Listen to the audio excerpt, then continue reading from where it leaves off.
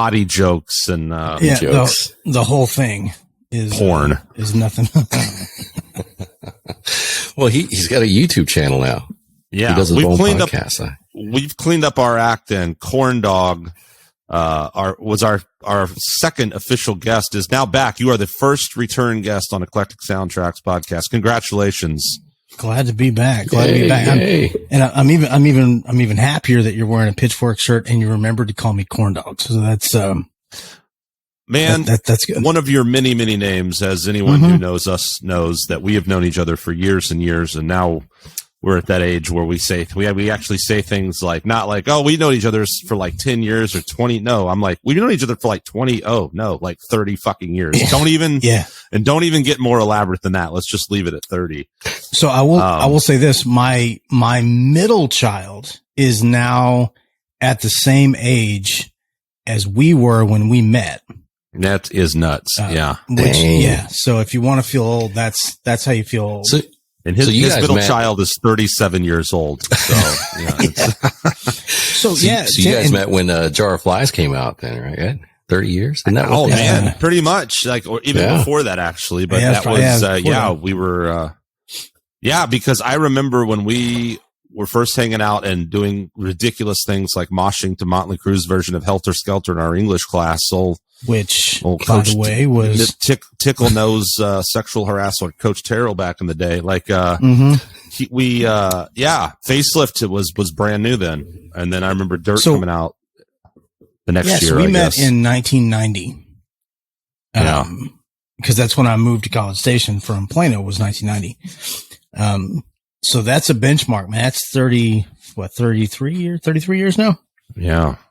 Yeah, I remember when we met, the age 33 seemed old, and now we've known each other for 33 years. I know. It's funny how you're just like, oh man, that guy's like in his 30s. He's old. And then you're in your 30s and you're like, well, at least I'm not 40. And then you're like, no, I'm 40. Well, oh fuck. Yeah. Just time accelerates. I'll say something keeps going, man. And all the kids now, everyone is like, oh, look at that kid who's 20 years old, you know?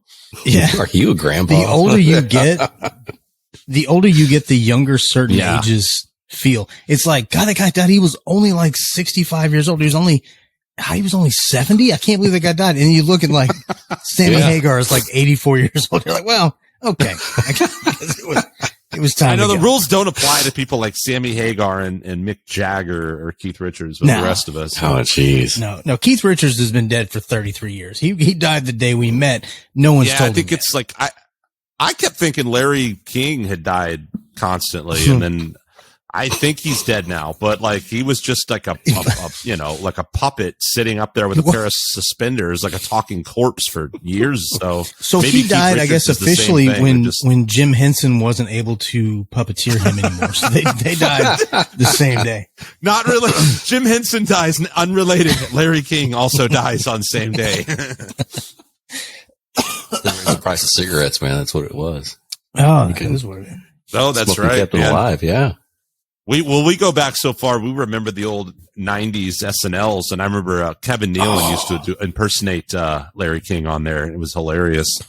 Man, that was a great time for SNL. That's, so it's bizarre you bring that up. On the way to school this morning, Avery, she said something about me being a middle-aged man, and I started singing a middle-aged man song from SNL. And she's like, what the hell is that? Oh, it's middle-aged man, from SNL from 30 years ago. She's like, now I'm 13. I don't know what the hell you're talking about. Our references of SNL, I literally just shared a gif of Toonces the driving cat today. Oh, yeah. Like, those references though, for us that were like that when we were all, watching that as teenagers and stuff, like that's the same as when our parents would be like, oh my gosh, you should watch this one from 1976. And it's like Chevy Chase, impersonating Gerald Ford. And you're just like, I don't get this at all. This isn't funny because I wasn't alive and I don't care. The Bassomatic was not funny anymore. But let me show you this. if I can put this on the screen here. So this is from today. Let me see if I get that. So that's from today. That's Massive Head Wound Harry. Oh yeah. I shared with her today. And so this is very, it's funny that we were having this conversation. It's probably a 10-minute drive from here to school. And it's just her and I. It's one of my favorite parts of the day. Because she's got my sense of humor, but she's very dry. So you have to like wait for her to say a joke. And then those in the room that get it immediately. And everyone else is looking like, what the hell, what'd she just say? But everyone else is dying. And so she's got like this great blend of just being naturally funny, but knowing how to work that comedic timing. So all the way to school, she's doing that. She's just dropping these little jokes. We don't get them for 2 or 3 blocks. It's like, oh shit, that was good. That was good stuff.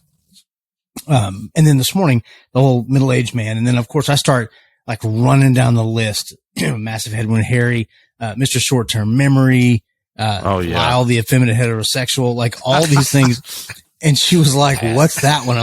I said, that would get you canceled in a heartbeat today. I said, but it was really funny back in the day. Oh yeah, it's Pat, man. That I don't think that would fly. Oh yeah, I remember Jesus. Dave and I rented the VHS, probably still VHS, rented the movie It's Pat, and it was so bad that we were actually nauseous when the movie was over. We felt and sick. It was so terrible. And that's not a slam to to anything that was portrayed in the movie. It was just a very poorly produced pile of dog shit. But the thing was that we watched the entirety. We never got up. We just like, fuck, I suffered through this. Just sat there and took it like Samurai Cop 2. I was going to say Samurai Cop 2. Horror. Yeah. Which was actually way worse. By the way, there's they did a recut version of Samurai Cop 2. They did? Apparently. Yeah. Jesus. When I was in, when I went to LAX, it reminds me of, LA. I landed in LAX a couple of weeks ago, right? Headed out to Los Angeles. And, when you're picking up your baggage, they have those benches there and it looks like pommel horses. And it reminded me of that scene in Jim Cotta. Oh, Jesus. Jim Cotta, yeah. I've never seen Sarah get mad at a movie, but that and Samurai Cop 2 actually put her in a bad mood. And this is the queen of like bad movies. Like she loves bad movies. Flash Gordon loved it immediately. Commando. First of all, pride for introducing her to these classic films. Did you just say that Flash Gordon was a bad movie? What the fuck is wrong with you? That movie's a classic. There's the Flash Gordon Commando type bad, which are classics, wonderful films. Yeah. And then there's Jim Cotta and Samurai Cop 2, which are not, and they're just pure, utter, horrible shit that makes you sick that you sat there and watched it. But shout out to Guy Lavery, Flash Gordon is the one that fucking turns these into these horrible movies. So Steven Seagal. Oh yeah, movies as well. National Treasure. Sniper Special Ops, where he sits in a chair the whole movie. That is good stuff, right there. And then like he like literally has. We were like debating, like we thought it might have been a stunt double, like when he had to walk downstairs in the movie, because this is 60 whatever year old Wilford Brimley looking Steven Seagal, like one of his, which he just keeps cranking out these movies, but he's straight to video, right? But he still has the jet black hair. Guy. Jet black hair with the mustache and but he's and then there was a part in the movie that I thoroughly enjoyed, because for no reason all of a sudden he just had another accent. I think these guys on some podcasts were talking about that too, how he just like he'll start having different, like, remember that they were like, oh, in this one movie he just started talking like he was a black guy. Yeah, the Glimmer Man. He's like, after that he just started talking like he was black. So Tom Segura talks about that a lot, about how Steven Seagal he's a chameleon. He morphs into whatever he's doing. I just spilled this everywhere, so I want to give a real quick shout out to Yellow Rose Bourbon, or pardon me, let me do that again. Yellow Rose Whiskey. It's made right here in Houston, and it's delicious, and it's only $30 a bottle. So cheers. Really? Wow. Mm-hmm. Looks just one of your so Dave. They are not a sponsor of Five Iron Woodworks. Matter of fact, it is usually frowned upon to drink whiskey in the wood shop. Although Whiskey in the Wood Shop, great song title. You don't like Whiskey in Wood Shop. Oops, where'd my fingers go? Like you, right? It's you don't like to work with the power saws and stuff while you're just tossing back a bottle of vodka. No, definitely. And where did my finger go is a game that we played a lot in high school, and it led to a lot of bad nights. I'm not going to even comment on that one, because I'm just going to let everyone's imaginations roam on that one. You were just playing that in San Francisco a couple of weeks ago, right? You know it. That's how we lost that headphone adapter. That's right. Yeah, that's where my headphone adapter was. Yeah. Back from San Francisco. I love it out there. It gets a bad rap from the Texans here, but I mean, all these states and governments are all fucked in their own different ways. So, but I do like everything's the weather and the culture. I don't know. I just sat inside the whole time. The crazy thing about it was it rained like the entire time I was there. It was just rain. Oh, and you brought it back with you. Yeah. Thanks, then I came to Texas, and then a big winter storm. That's what I do. I just travel around taking winter storms following me everywhere. Today was the first day it hadn't rained in Houston in, I shit you not, a week. But you guys didn't. You guys didn't have a bunch of power outages and stuff, though, did you? Like Austin got not like 2021 weather, but I mean, where there was still power outages and all that. Yeah, we didn't have any widespread. Yeah. There was a few areas of town. Like I lost it a couple times, but it came back on. I lost internet a few times, which, internet's like the microwave. When it doesn't work, you realize how much you use it. It's like, I can't just heat up this burrito anymore. I can't just like surf the net. When it goes down, it's like, well, shit, I guess I'm not doing anything today. I'm going to go back to sleep. No TT Boy podcast today. Right. That's it. I think that South Park episode really described what it would be like if there was an internet apocalypse. And oh yeah, there you go. We're heading out west. We're heading out California way. We got a whole mess of that out there. Oh, there's a shitload of trees that got taken down with the rain and everything, the ice. Oh man, it's crazy. It's brutal, man. You just drive down the road and there's just trees, huge trees. That was the biggest damage, like trees. Yeah. Hitting power lines, falling on cars, falling on roofs. Yeah. Roofs. So we don't get the ice down here. So like last year and the year before, matter of fact, in February, we had the two big freezes, which of course everything froze up, everything busted. Christmas here, we had a deep freeze for a few days. So on 23rd, I guess, of December, our pipes froze completely. The whole neighborhood. So no one around here had running water. And that lasted until Christmas Day, which is super fun when you have kids and the water doesn't work. That just happened. Yeah. But it's very different from when it was last year and the year before, or I guess 2 years ago now, when everything froze and everything was under ice. We don't normally get that. So there's no infrastructure in place in Houston to deal with ice. There's no, the pipes aren't insulated. The roads suck. And so when we do get ice, no one's out because we're all going to die. But watching the news and seeing what you guys were getting and watching as the storms would go through Austin, everything would break up, around, Schulenburg. And by the time I got to Houston, it was just a lot of rain. So we were flooded. I had water everywhere in my house, but it wasn't ice. So I guess, there was. You actually had water in your house? Oh yeah. So in the room I'm in now, all the carpet's ripped out. There's water damage on the walls. I've got to go and redo this whole thing. There was probably 2, maybe 3 inches of water in the house. This just happened. Yeah, this was Monday. Wow, I didn't realize there was that much rain. Shit, man, that sucks. Well, on the outside of this room, the exterior wall of the house, it was probably a foot deep out there. Holy crap! It was just seeping through the base plate. Everything was running inside. Damn, has that happened before? Because I remember whenever Harvey happened, you had flooding. Was that in this house or was that your last house? So there was this house. So we've got, behind the master bathroom, there is a deck that collapsed during Harvey because the water was higher than the deck. And it took out the pylons, it took everything, the whole thing fell down. We had, tarps on every window in the back trying to keep water out of the house. Wow. And then tax day flood, we got a little bit of water in the living room. The living room door was damaged. And then now, with this one, the office area that I'm in now is, it's all fucked. So luckily I know how to swing a hammer, so I'm going to do all the work myself. Yeah. I mean, what a perfect segue. Here, Dave Tucker, aka Corn Dog, aka Fruit Loop, aka Zeke.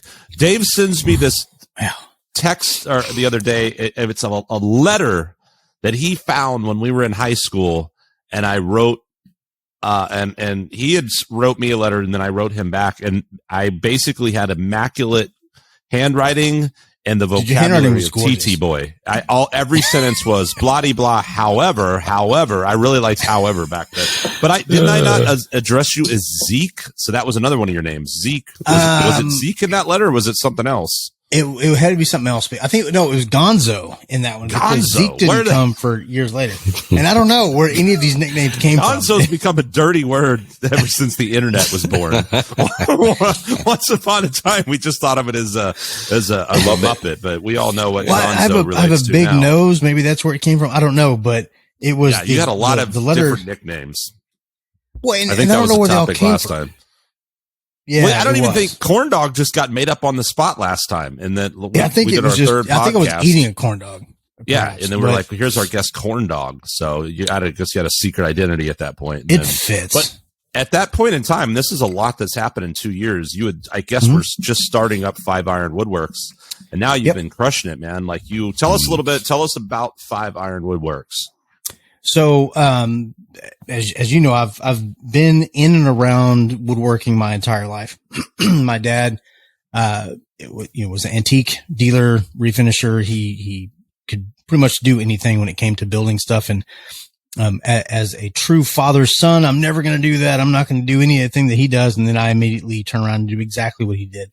And so I started, this would be 2016, I guess, is when I decided to actually make it a business. So I'd been building things, making furniture, making small wooden crafts for my whole life. But I was like, let's see what happens if I can make a business out of it. And so I started reaching out to different people and talking to makers here in Houston and across Texas and finding out what it is that they're building and what's the new thing. So charcuterie boards was the big thing, and then they still sell, but they were huge, which is bizarre because it's like a Lunchable for adults that you put on a piece of wood.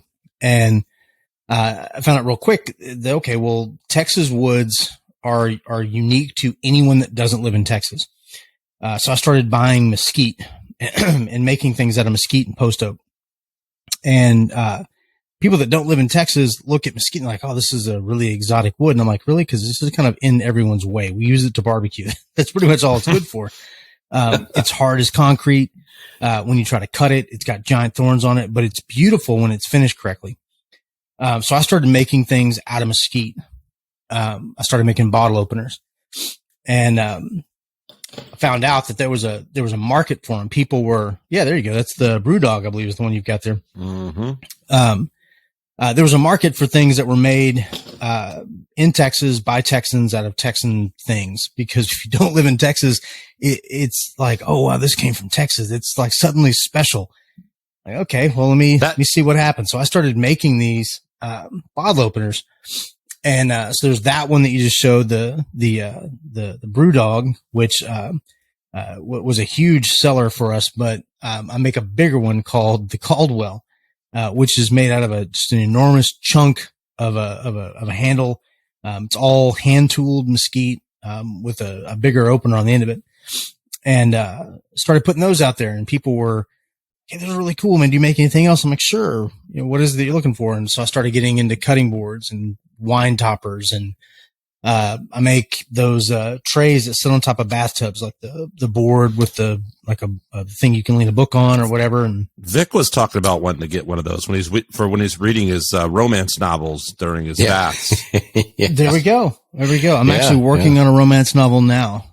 Sweet. So I'll send you a copy of that. Care package to Vic, a romance novel and the whole thing. And the bigger bottle opener, the TT Boy, the crooked one, right? So that's a custom. That's a custom. That's a custom. Little harder to come by. I made Mr. Manhattan's dad a custom bottle opener. That was so good. About a year ago.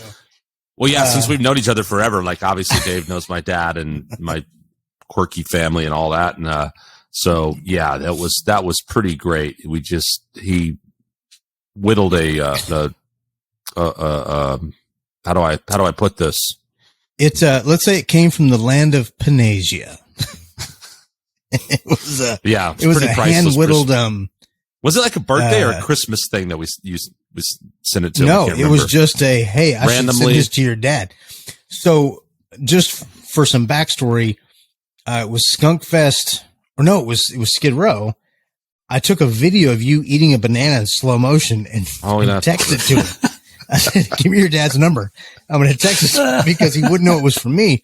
So he got this random text message of a slow motion video of his son eating a banana. So if that sets the stage, I made this pretty substantial wooden penis and mailed it to him.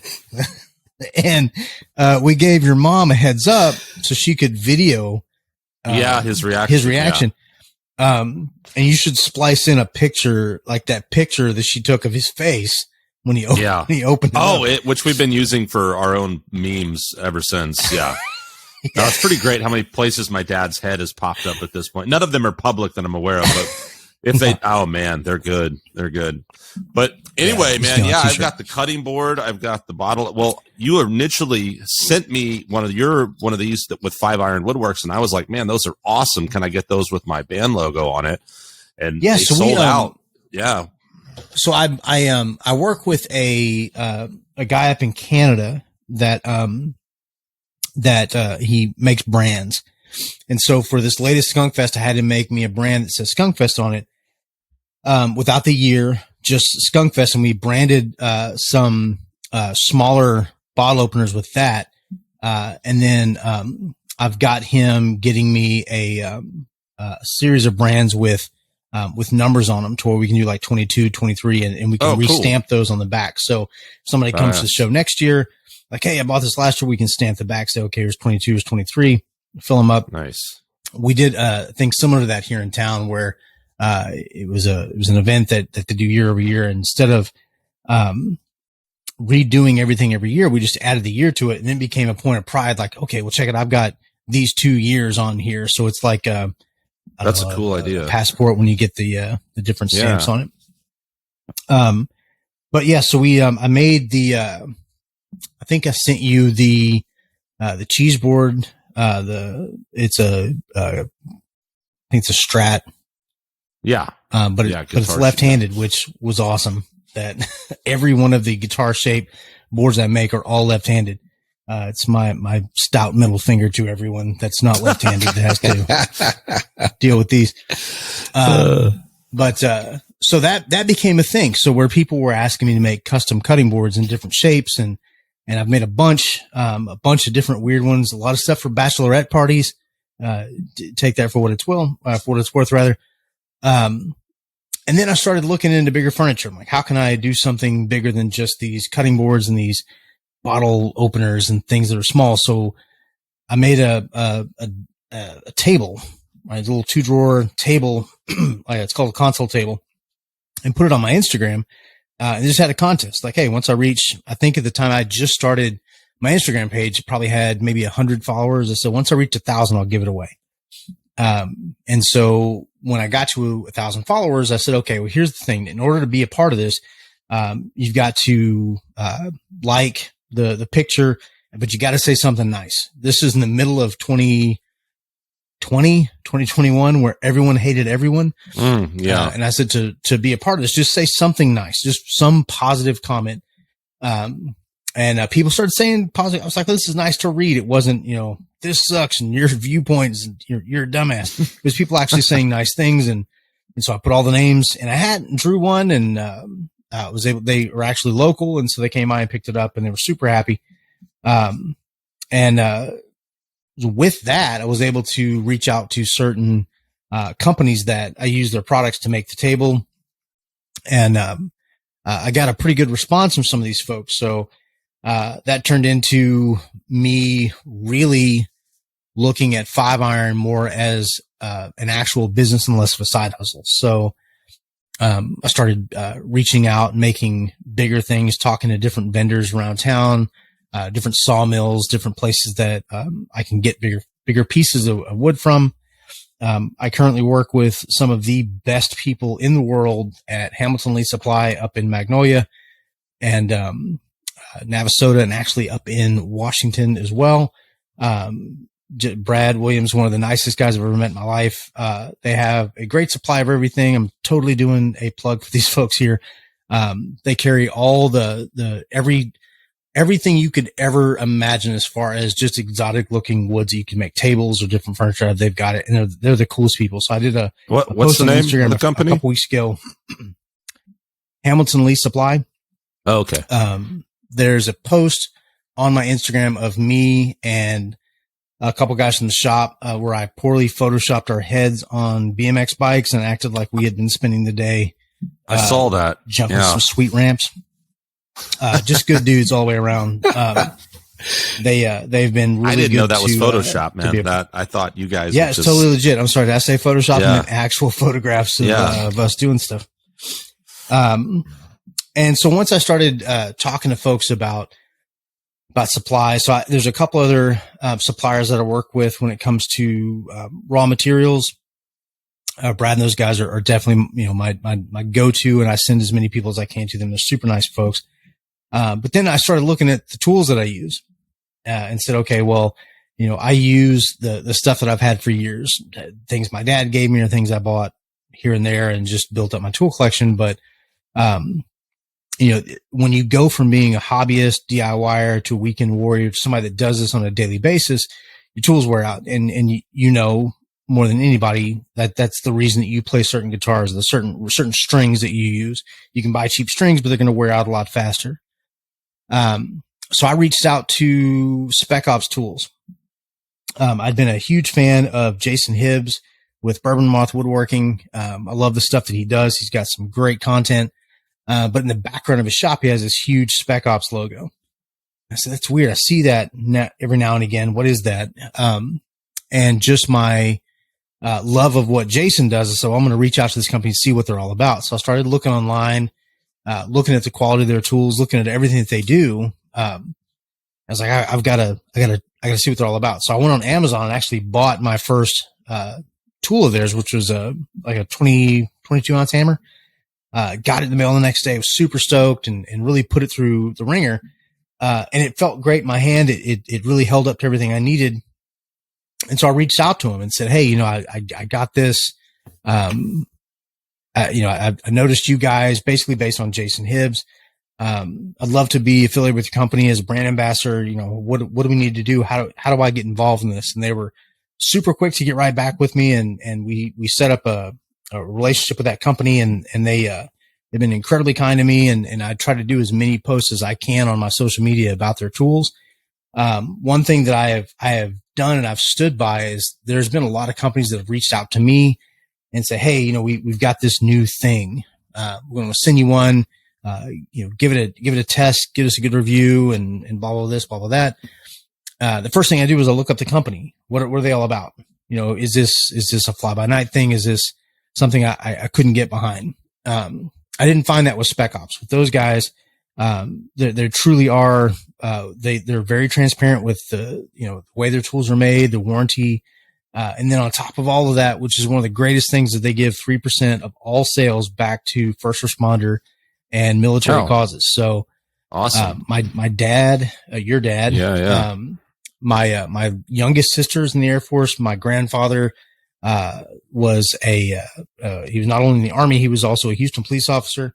My mom's dad, was actually in the Navy, in the Army, and in the Air Force. I've got uncles, that were in the military, and aunts that were, in the medical profession. So it's knowing that these tool purchases go back, percentage of it goes back to these causes. It really hit home with me. Mm-hmm. And, they have a great warranty. It's a lifetime warranty that you'll never use, which is awesome. So I have dropped these things off of roofs. I've run over them twice and they keep ticking. So, big shout out to Spec Ops. Those guys are truly, some amazing, folks to work with, and the tools are second to none. And all this with like sponsors and the companies that you partner with and all that is like, this is all stuff that's happened just in the last few years since the pandemic even, right? Like this is when it's really things have started taking off. Yeah. So, the first company I ever, got involved with was a company called Milescraft. And they make some really cool, tools. They make, like jigs, and they make, templates, and they make things that make your tools better. So, push sticks for table saws, and they make, all kinds of things for routers. But I was on their, Instagram page, and it was like, enter here for a chance to win, whatever. And, I said, okay, well, what's it going to hurt? I think this was right as the company I was working with were doing layoffs. So I had been on the phone most of that day, having to lay people off of work. It was just a rough day. And so that night I was sitting down, probably having some delicious Yellow Rose Texas whiskey, and, was scrolling through Instagram, and I saw this, and I saw enter. And the next day I got word that I'd won this contest. Oh, cool. What's this all about? And I ended up winning. I don't remember how many tools that I got from them, but, I got a box of tools in the mail. I was like, what is this all? This is so cool. And so I said, wow, I could use these. These aren't just like a gift that you get from somebody you'll never do anything with. And fell in love with them. And so I reached out to them and said, hey, I'd love to work with you guys in some capacity. And so they sent me a t-shirt. And I've had my son Bradley do some videos for them and put them online. And that got a couple other companies, reaching out to me, it's weird for me because I'd never been in a position where I was doing something where there was an audience for it. Right. So I was, I did comedy, sort of. I did a lot, I still do a lot of writing. And the audience is virtual. So when I had my website and I was doing all the Hans Miyagi stuff, you never really saw your audience. It just kind of happened in the background. But with this, when you get people that interact with you and say, hey, I really like your work, and they want to buy something from you, have you custom build something. And then tool companies see that interaction, like, hey, we'd like to send you this. Right. Let us know how it works, good or bad, give us an honest review. And I've given honest reviews. I've gotten tools in the mail that I absolutely hate. I tell the folks, look, I'll be honest with you. I don't support or endorse anything I don't believe in. And so the companies that I work with now, there are not many for a reason. So there are, I get boxes a lot from companies that want me to, hey, you should use this. I'm like, not really. I'm already with this company. So, Basecamp masks, I was a smoker for years. And so, I quit. How old is 10? 10's 18. So I quit 19 years ago.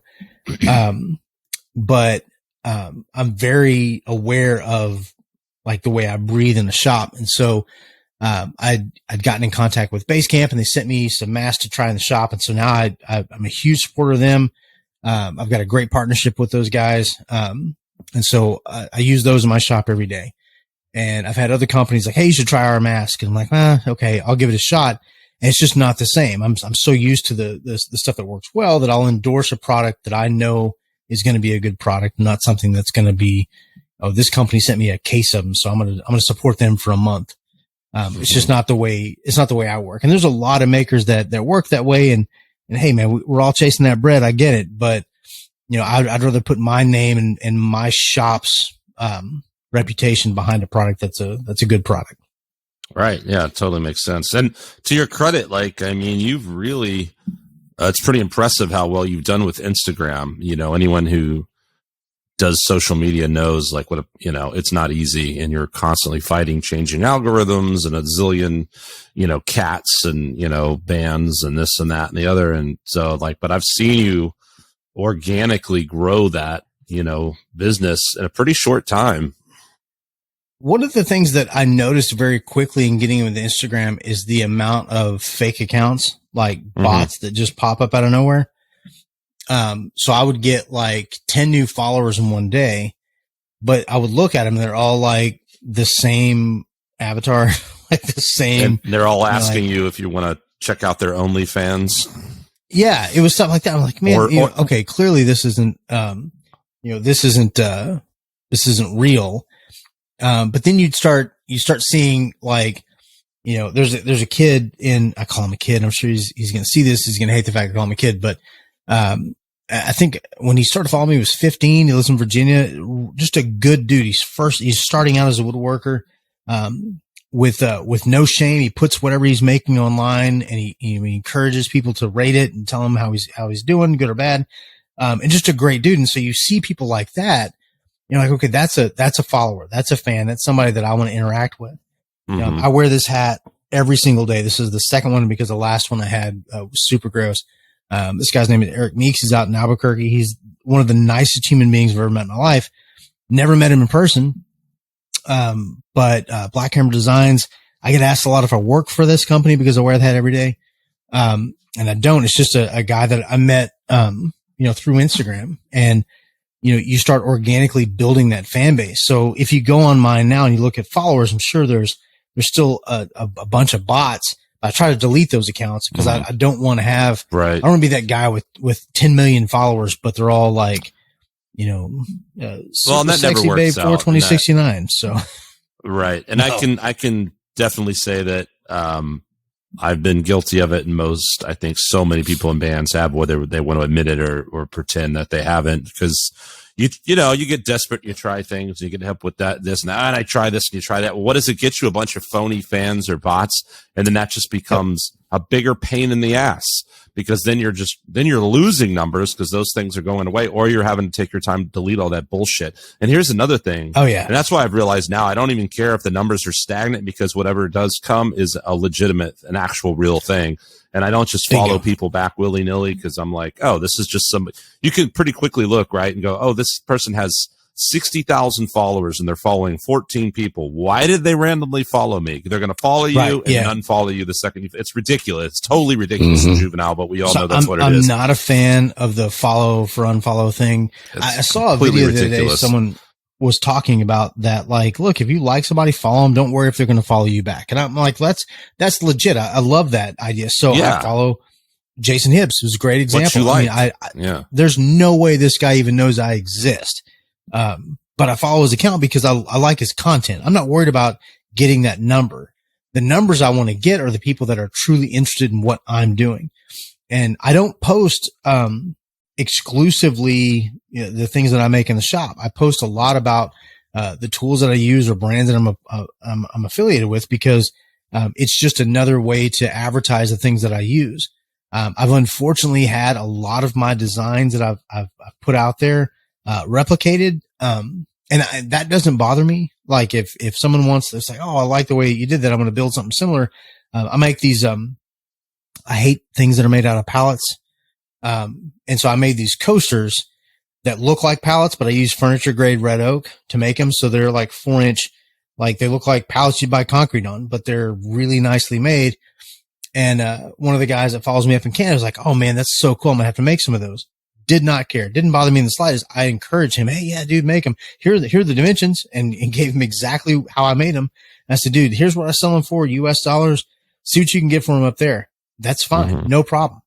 What I have an issue with is someone saying, hey, I like that.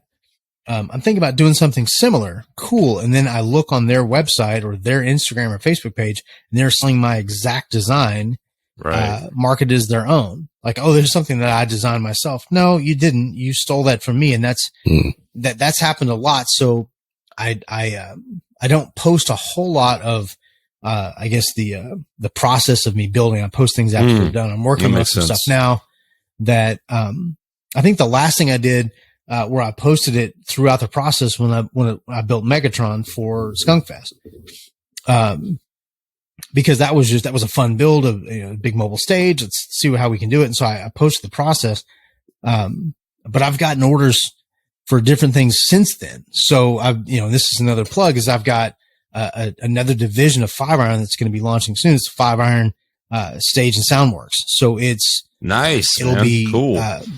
Stuff that's used on stage, be it the stage itself or, props, things like that, speaker boxes, that kind of thing. I know you and I had talked about, flight cases and things like that. There are a lot of things that'll fall into that category that are so specialized, that I said, okay, well, why don't we just make an entire division devoted to that?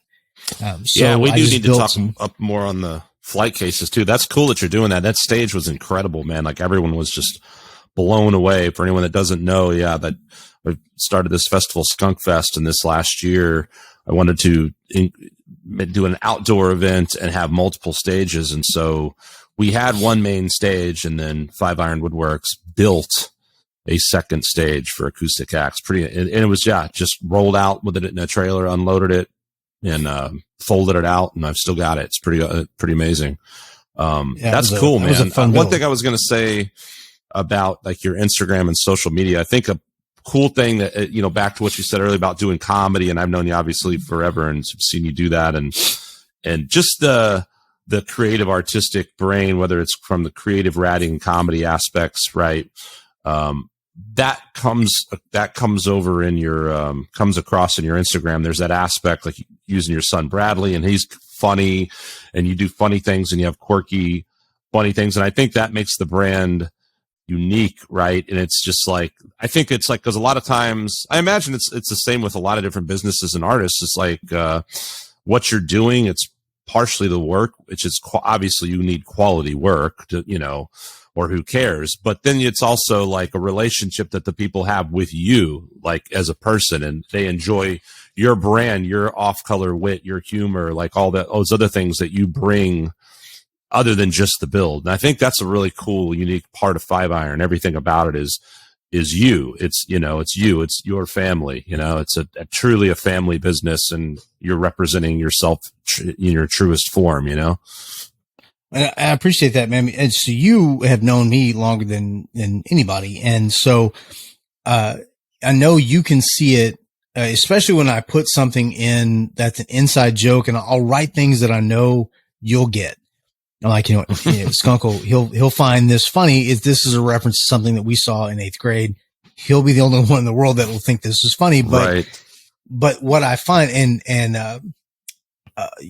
many, many years ago, one of my all-time, and a lot of our all-time comedic heroes, Bill Hicks, I had the absolute honor to send him a fan letter. Long story short, my stepdad worked with his brother. And then one day I'm in my house, and this package from FedEx comes, and it's a package from Bill. And it's got this handwritten letter and like this book and a cassette tape of how old I am, of the band he was in. And it was all this cool stuff.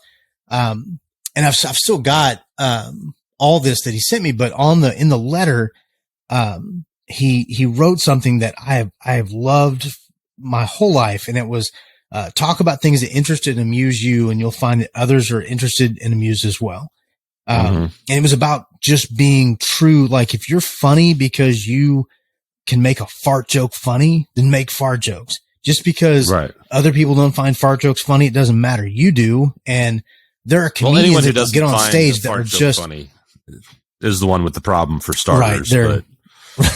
Exactly. So there are comedians that can get on stage and make a joke work because of their charisma. Dane Cook is a very good example of that. His charisma is what made his jokes work. You could take the same joke and give it to anybody else. Lewis Black, there's a great example. You give Dane Cook joke to Lewis Black, it's not going to work. It's going to seem really stupid, right? And the same thing works in reverse. You've got to have the charisma to make that joke work. There's a reason that Lewis Black is as funny as he is, because it's all about, that's him. That's him talking. That's him doing his thing. He's not trying to be somebody else. And so stand-up comedy for me was never going to work because I'm a much better writer than I am a performer.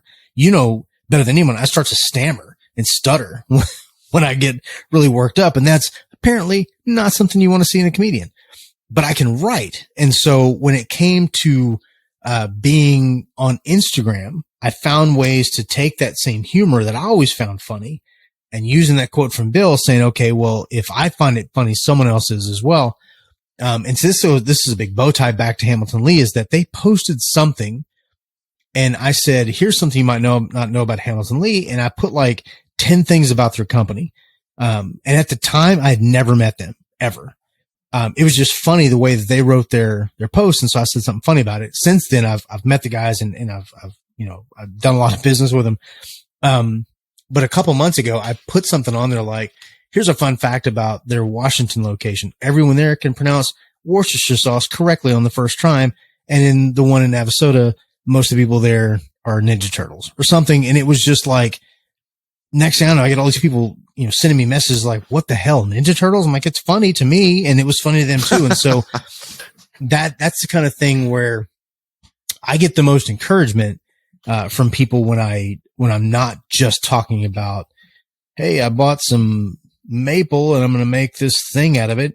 I bought a 16-inch, human skeleton that sits on one of the workbenches, and I named him Boney Hawk, and I made him a little skateboard. And one day it was probably 4:30 in the morning. Cause he articulates. And so I moved him around and I set up all these lights, and I took a bunch of still shots and got some Photoshop going and made it look like he was doing a kickflip, and just do a kickflip. And I posted it, and it got this, like, everyone's laughing, like, oh my God. And I'm like, well, he's just showing off because I've got nothing better to do. And so those are the posts that I've done, or when I do artsy shots, like I did 2 days ago, when it's raining. I have this huge piece of plate steel that's covered in rust, and I put it outside in the rain, and I put one of my Spec Ops hammers in front of it, and I took a picture of it with these red lights on it. And so it's fun to do those things that really are true to who I am. That's not just about, hey, I made a box, I made a planter, I made another cutting board. I did something artistic. And so at the end of the day, I'm a maker more than I am just a woodworker. I like, I get orders like, hey, can you build this? Of course I can. And then, we see how it goes. Yeah. And I think, that's so vital in today's world of being, it's great for you that aspect it's something you enjoy anyway. Just that creative, oh my gosh, here's a funny idea, let me just do that, and amusing yourself and putting it out there. But that's also what you have to do nowadays, I think, on social media. You can't just be like, I made a thing, I did this, I did that. It's like those aspects, like I was saying, that make it unique to you.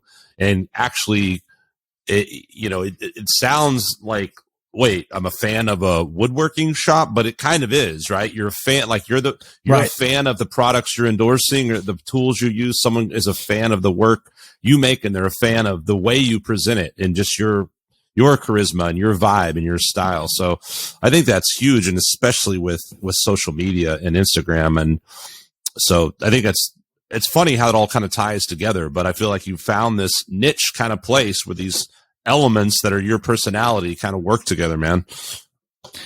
It's weird, man, because it's like you would never think that, because on the surface, like, who would think that they would spend their day looking at stuff that a guy makes out of wood. And so I'm at the donut shop. This was probably 6 months ago, and I'm wearing one of my shirts because if nothing, I'm an endless self-promoter. Well, you have to be. And I'm standing there. Right. I'm at Dunkin', and I'm like waiting for my turn, and the guy goes, hey man, are you 5 Iron? And I went, well, that's not actually my name, but yeah, that's it's what's on my shirt. He's like, no, I follow you on Instagram. And so we talked for a good half an hour, and it was bizarre to me that this guy knew so much about me. And I'm like, at what point does it become creepy? But it was like the first time, since doing woodworking, I got recognized one time when I was doing, my comedy website at Guitar Center.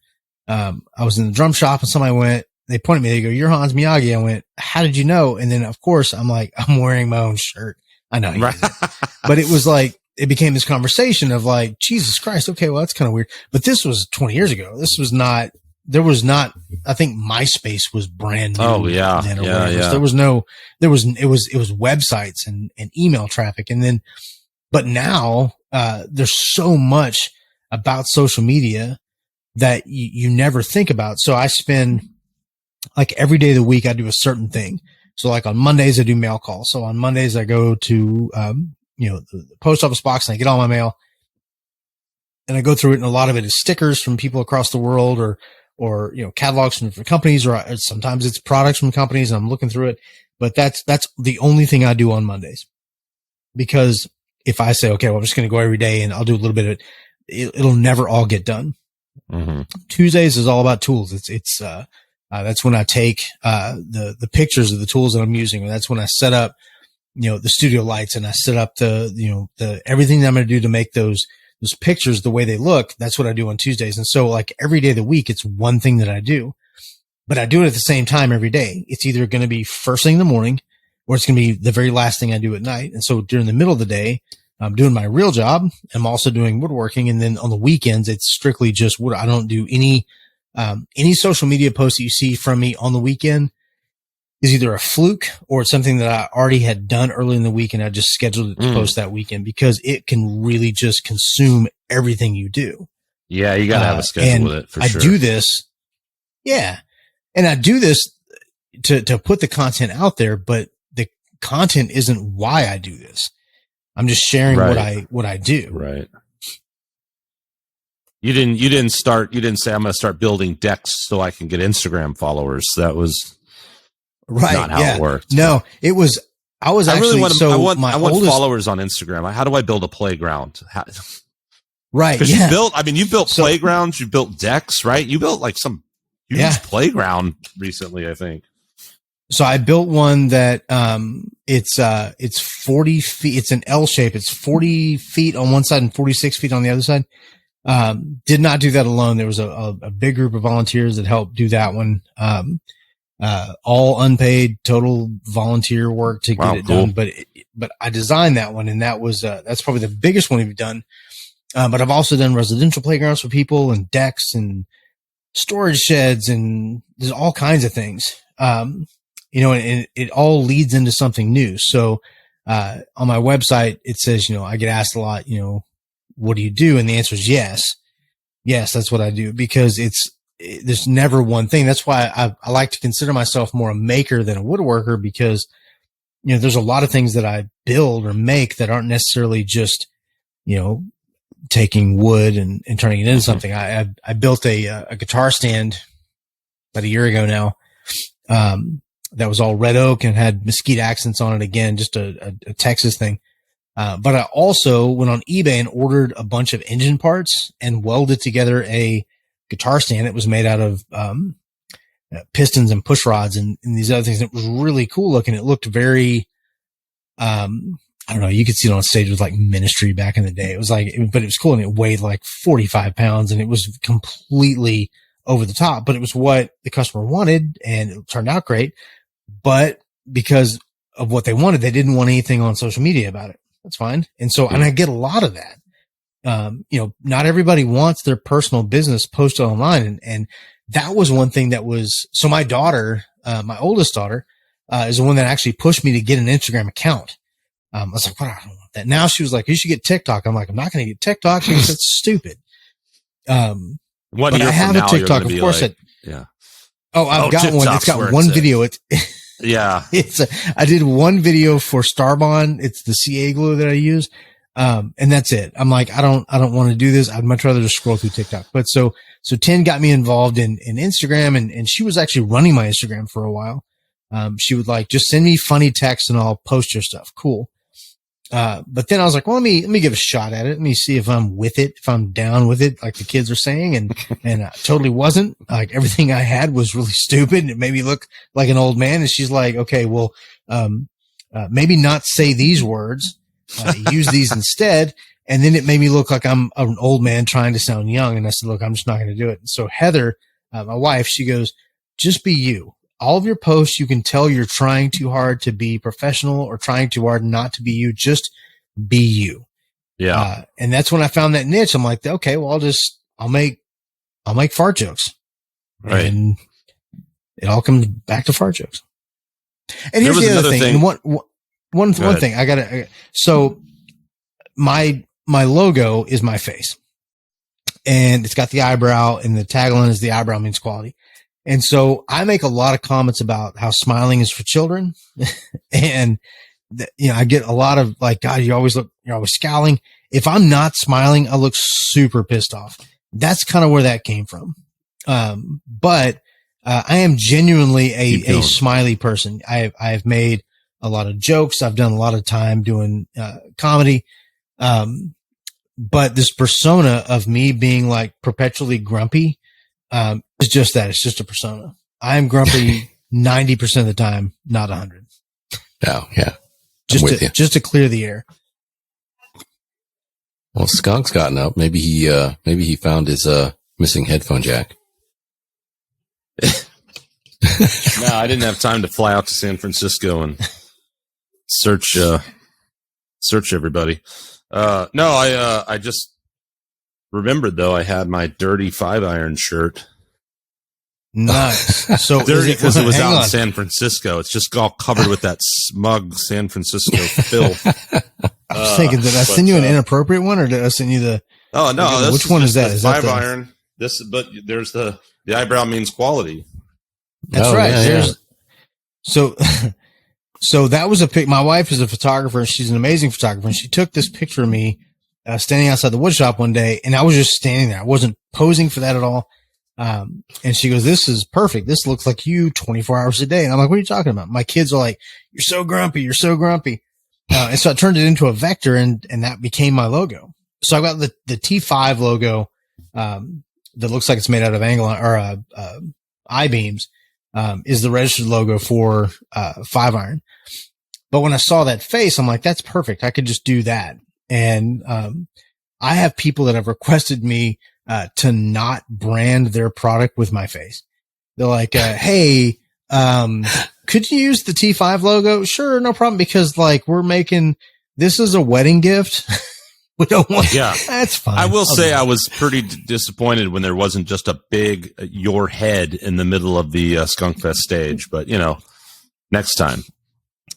So I do have on the inside of the door to my shop, I have a 2-foot vinyl sticker of my face, which is disconcerting beyond belief because the door is white and it's black, and so if there's any light in the shop at all when you're walking out, all you see is just walk towards my head.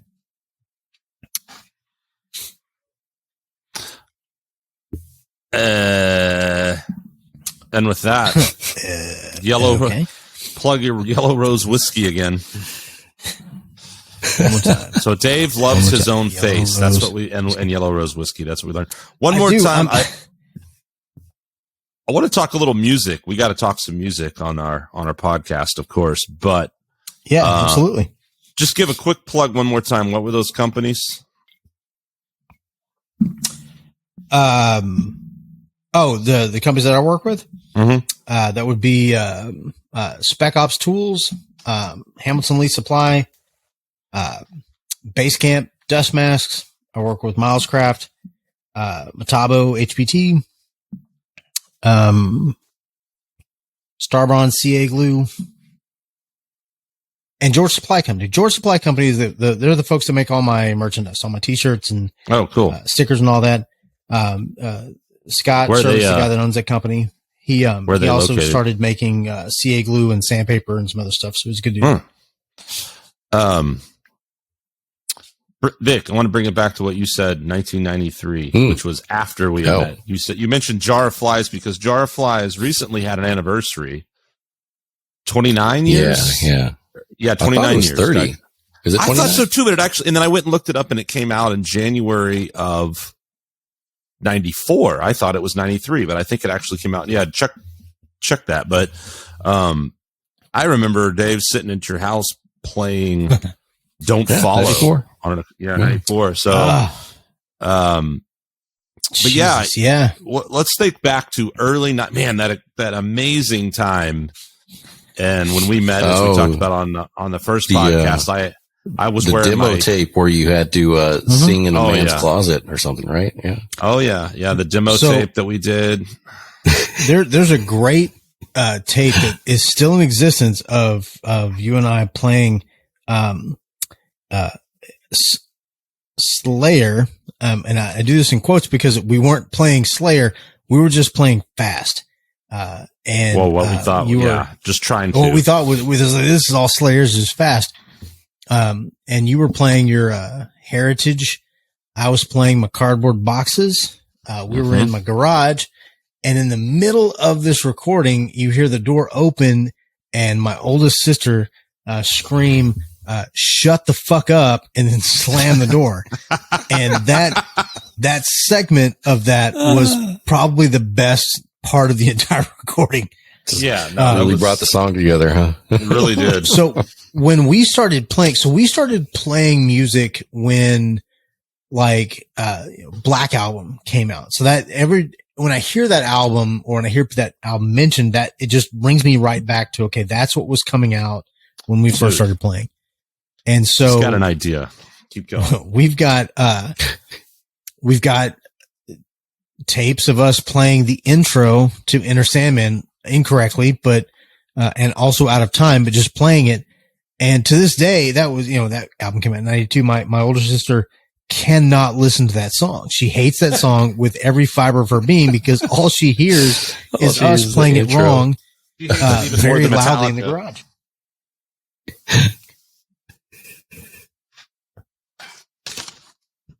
I had an idea. 91 was so pivotal. All those years, 91, 92, 93, all those late 80s, early 90s, all incredible years. But I'll never forget, that was my first CD I bought in 91. I bought the Use Your Illusion, Guns N' Roses albums. And I was just like, but CD, now that's just this old archaic pile of shit. And everyone's doing vinyl now. But like, yeah, so Use Your Illusion, right? What were some classic albums that came out in 1991? Obviously, there were the Illusion albums. 91. Gosh.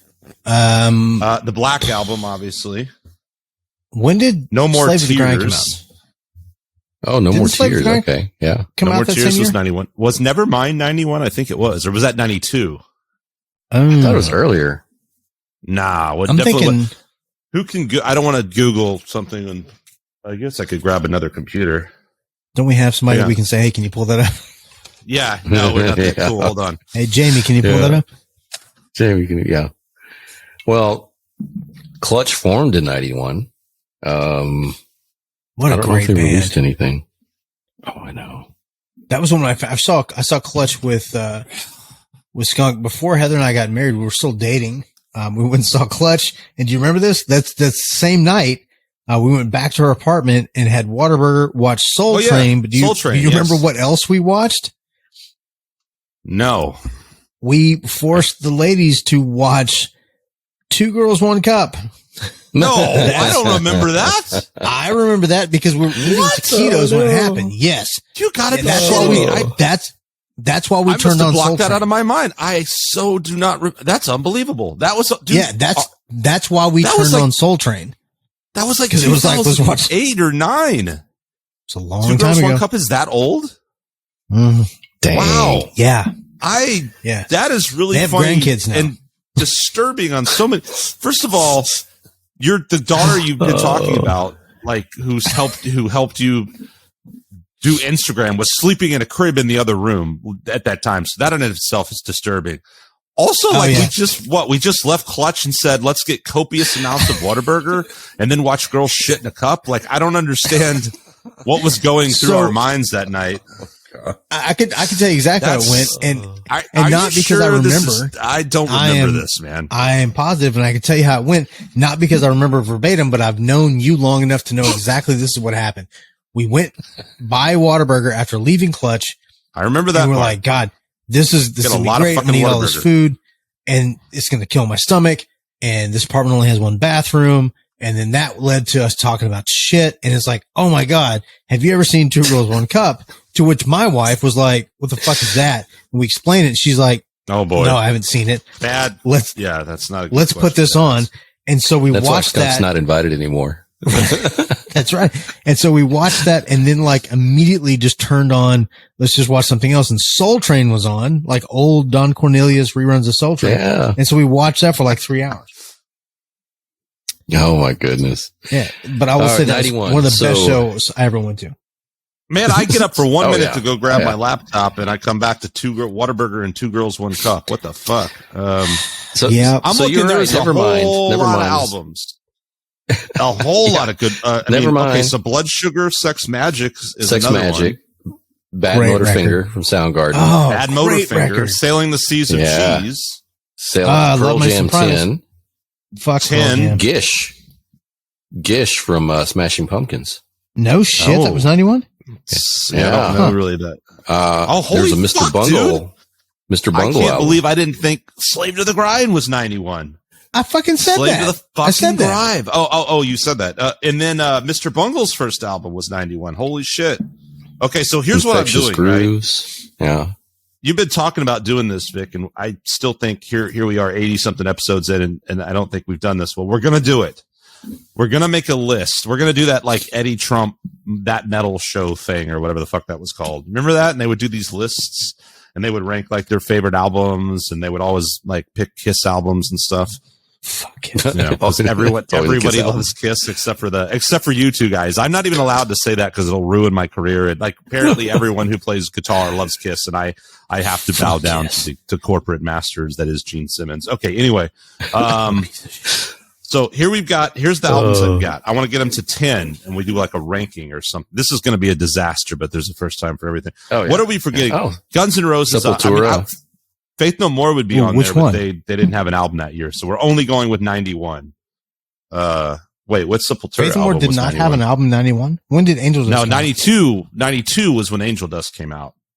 All right. Can we count that as 91? I know. I mean, we could, but I guess that would be cheating. I would rank it probably I would have to rank it number 1. Temple of the Dog. Arise was the one that came out. Arise. Yeah. I think Seasons of the Abyss might have been 90 or 92. Yeah, because when was South? Yeah, I feel like South to Heaven was like 88. I bet Seasons was 90. Was it though? Because and here's why I remember this. This is sad. Is that they put out Decade of Aggression right around the time that Motley Crue put out Decade of Decadence, which was 81, 91. So if it was 91, then that would be that. Seasons probably came out in 90, but that was a fucking great album. I love Seasons. I still don't know all the Slayer albums, so I still I default to that because it's like one of the only ones I actually really know all the way through. But, and as you would know, like I learned all those riffs and everything back along with all these other albums, but like Opening and Dive Bombs. And then there's other bands in here like Dinosaur Jr. and the Jesus Lizard. Shit, I need to go listen to Jesus Lizard, man. Like I'm ashamed to say I have not listened to more Jesus Lizard, and I'm a huge Dwayne Dennison fan. So, I see a rise here now. Temple the Dog. Anyway, here's what I've got. We're going to try to go down. We're going to try to get 10 on here. 3, 4, 5, 6, 7, 8, 9, 10. All right. First of all, if you hear one you want me to throw away, I don't know how we're going to do this. I'm making it up on the spot, and I'm excited. Use Your Illusion. Dave, are you the guy that hates Guns N' Roses? I can never remember.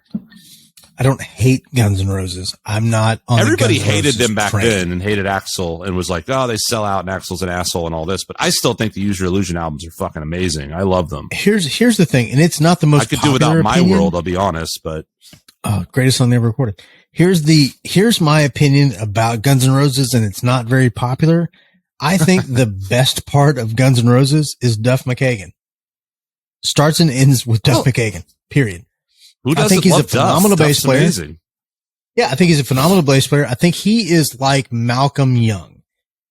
He does his part so well that it makes everything fit around it. I think Slash is a great guitar player. I think Stephen Allen was a good drummer. I think Matt Sorum was a good drummer. Right. Yeah. Well, let's give credit to Izzy back then. I'll give credit where credit's due. That was all the heroin though. But I will say that Duff McKagan is the best member of Guns N' Roses. Period. And it's not a popular opinion. I get that, and that's fine. I think everybody likes Duff. I don't think it's that out of line. I think I'm just jealous because he's like a foot and a half taller than I am. That's what it is. He is tall, and he's got a beer. My kids are a foot and a half. I didn't even realize that the beer in The Simpsons is named after Duff McKagan. In fact, are you making that up? Is it really? I am not making that up. That is true. That's true. Duff talks about it in his book. Anyway. So that's a no-brainer, and then the Black Album, that's a no-brainer. I'd say No More Tears has to make the list. Okay, which came out with an album that year? Really? Yeah, Symbol of Salvation. John Bush was John Bush. Before he went to Anthrax. Before he went to Anthrax and fucked Anthrax up. What? I actually like that album. Most people say Sound of White Noise? The pinnacle of Anthrax. Are you kidding me? What, Sound of White Noise? You're fucking kidding me? No, it's not the pinnacle of Anthrax. The pinnacle of Anthrax was come Persistence on. of Time. What song's better than that? Anything off of Persistence of Time. Joey Bello knows a much better vocal. Persistence of Time was awesome.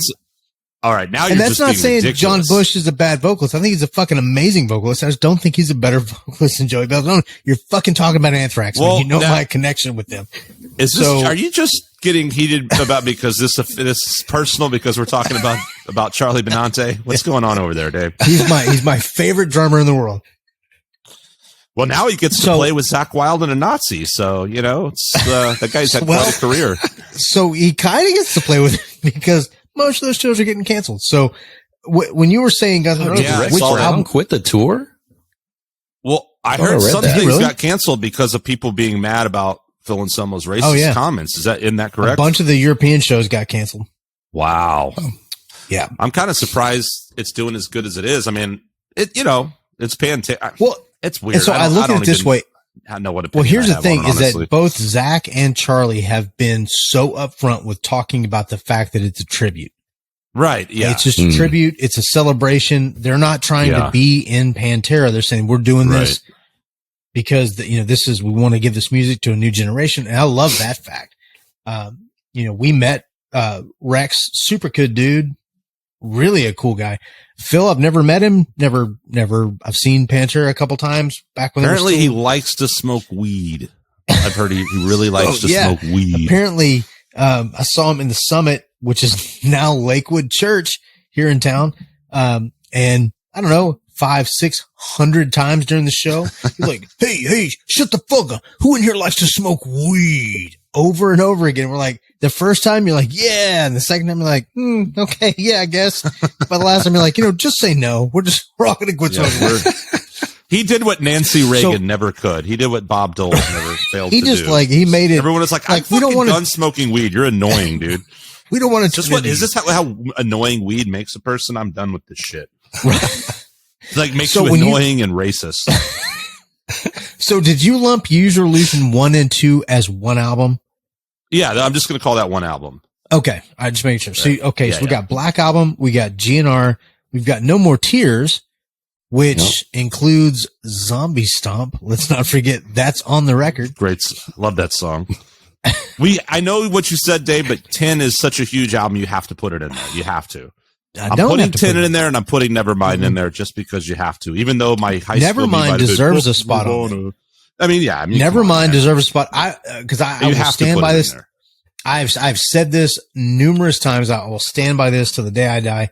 Music changed with the opening chords of Smells Like Teen Spirit. That song changed the direction of music, period. I don't care who came before it. If you want to have the argument like, well, they had Bleach before that, doesn't matter. Mainstream rock and roll changed when the first time people heard those opening chords, period. Whether you like them or not, I don't know what it was. Big of an impact. It was a combination of a lot of things, but for whatever reason, that there's no doubt that was chosen to be the sort of from an era or an area of the country that's putting out amazing music and much better music than that. That was the song that did it. You said Bad Motorfinger came out the same year. Much better album. That album is. I mean, oh my God. Although I will say, like, from start to finish, it is good. It's really grungy, kind of lo-fi comparative to what came after. When it comes to Soundgarden, actually, my favorite album is Super Unknown. And I would almost say King Animal right there with it. Those two albums are pretty much flawless. But Bad Motorfinger is definitely a special grunge proper album. Yeah, I think that's a dirty record, dude. The mix is dirty. Great. Everything about it is filthy. It's like that's a good mix. You know what makes this a little easier is the fact that Angel Dust was 92 and Dirt was 92. So we don't have an Alice in Chains. Oh yeah. So we don't have Alice in Chains and Faith No More to worry about. All right, so we got Angel Negative. Oh, no, they weren't until 90. That was Slow, Deep, and Hard, probably. Must have been 91. Or Origin of the Feces, maybe? Yep. No, it was Origin of the Feces? No, Slow, Deep, and Hard, yeah. Okay. Wow. 91, really? Jeez, that's a... We put them at 11? That's a sleeper, yeah. I think they got to go at 13, just because, Man, I mean... Yeah, it's all personal taste, but I think, like, if we were talking surely iconic, just world-changing... A lot of the stuff we mentioned so far definitely is. Primus Sailing the Seas of Cheese. That's pretty great. I mean, I'm on a course lobby for Slave to the Grind and Mr. Bungle. All right. Anyway, how are we going to do this? Corrosion and Conformity. Blind. Fucking hell. Deliverant. No, Blind. Oh my God. Blind.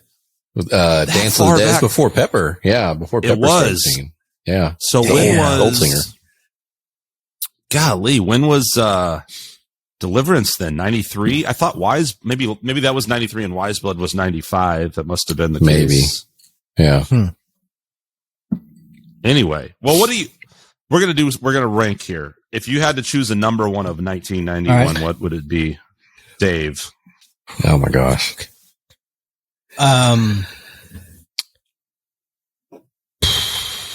Shit, that's tough to do, man.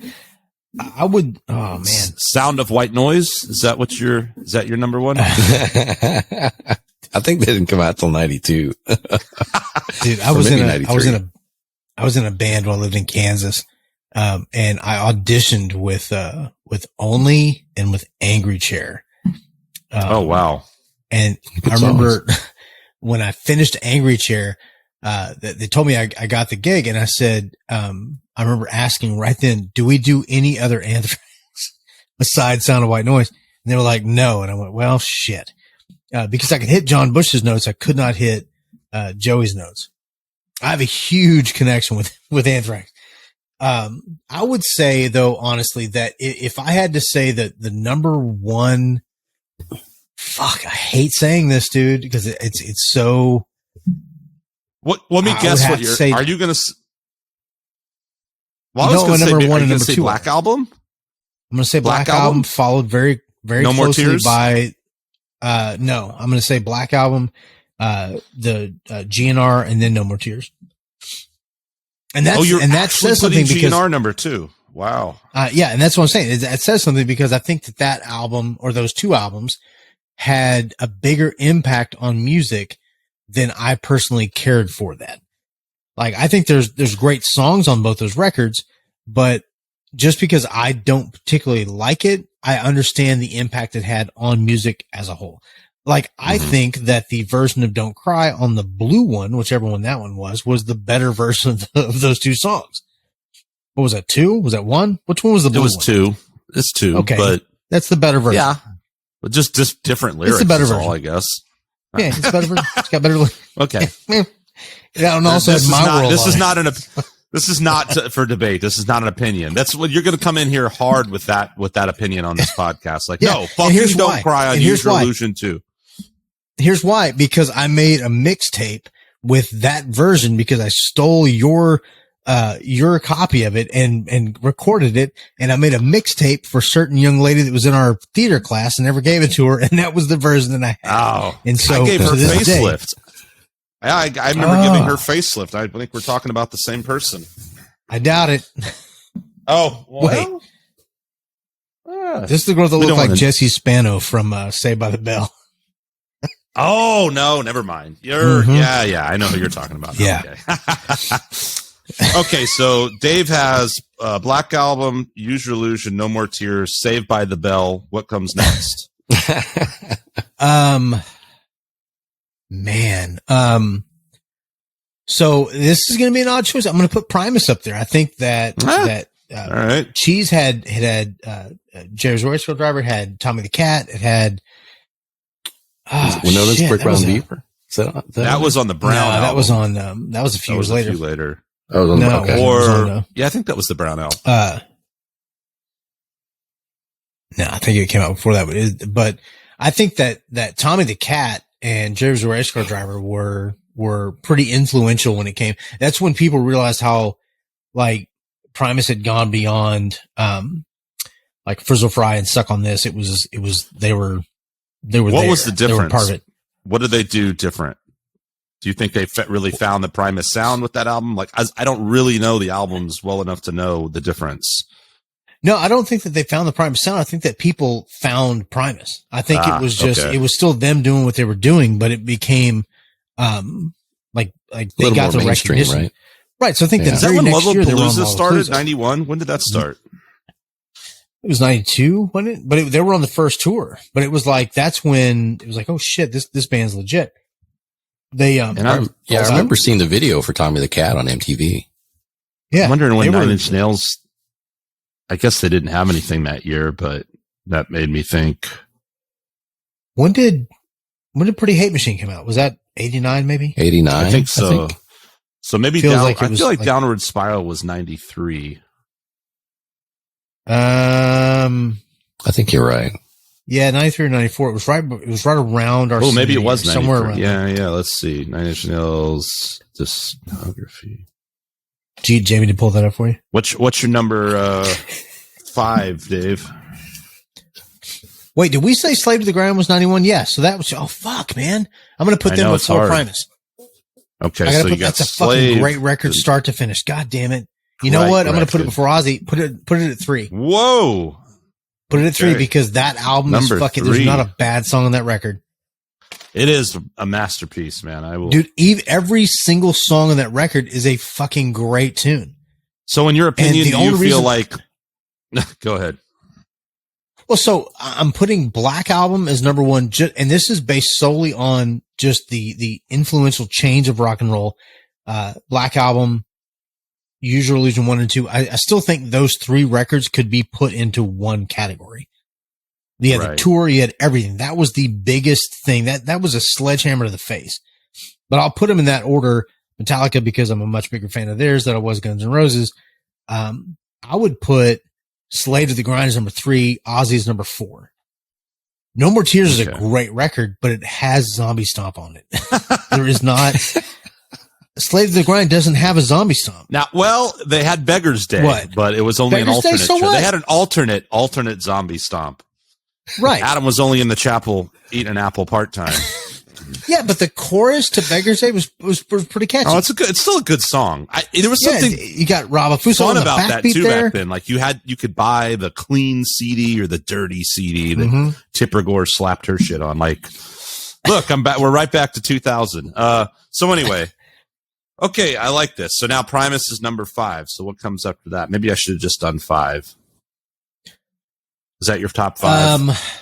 Have I put? I haven't put Soundgarden in there yet, right? No. Mm-mm. All right, let's do Soundgarden. In personal opinion, we'll do Soundgarden, then we'll do Nirvana. So that's 5 and 6, right? That's 7 now. So I need 3 more or 2 more or you need 4 more. 3 more. Now remember, Bungle's in there, and you did have There's a Tractor in My Balls t-shirt. You were ahead of your time. I hadn't even heard of Bungle back then. Damn. There's also an REM album that came out that year for anybody who cares. I remember that one. Yeah. Was it fucking Out of Time? Is that what it's called? Yeah.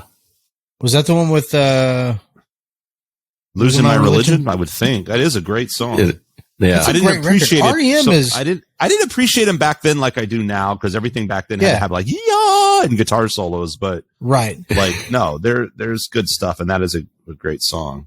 It is a great song. They're a really good record, man. Just a really good out of Time. They had some good stuff. Yeah, Losing My Religion.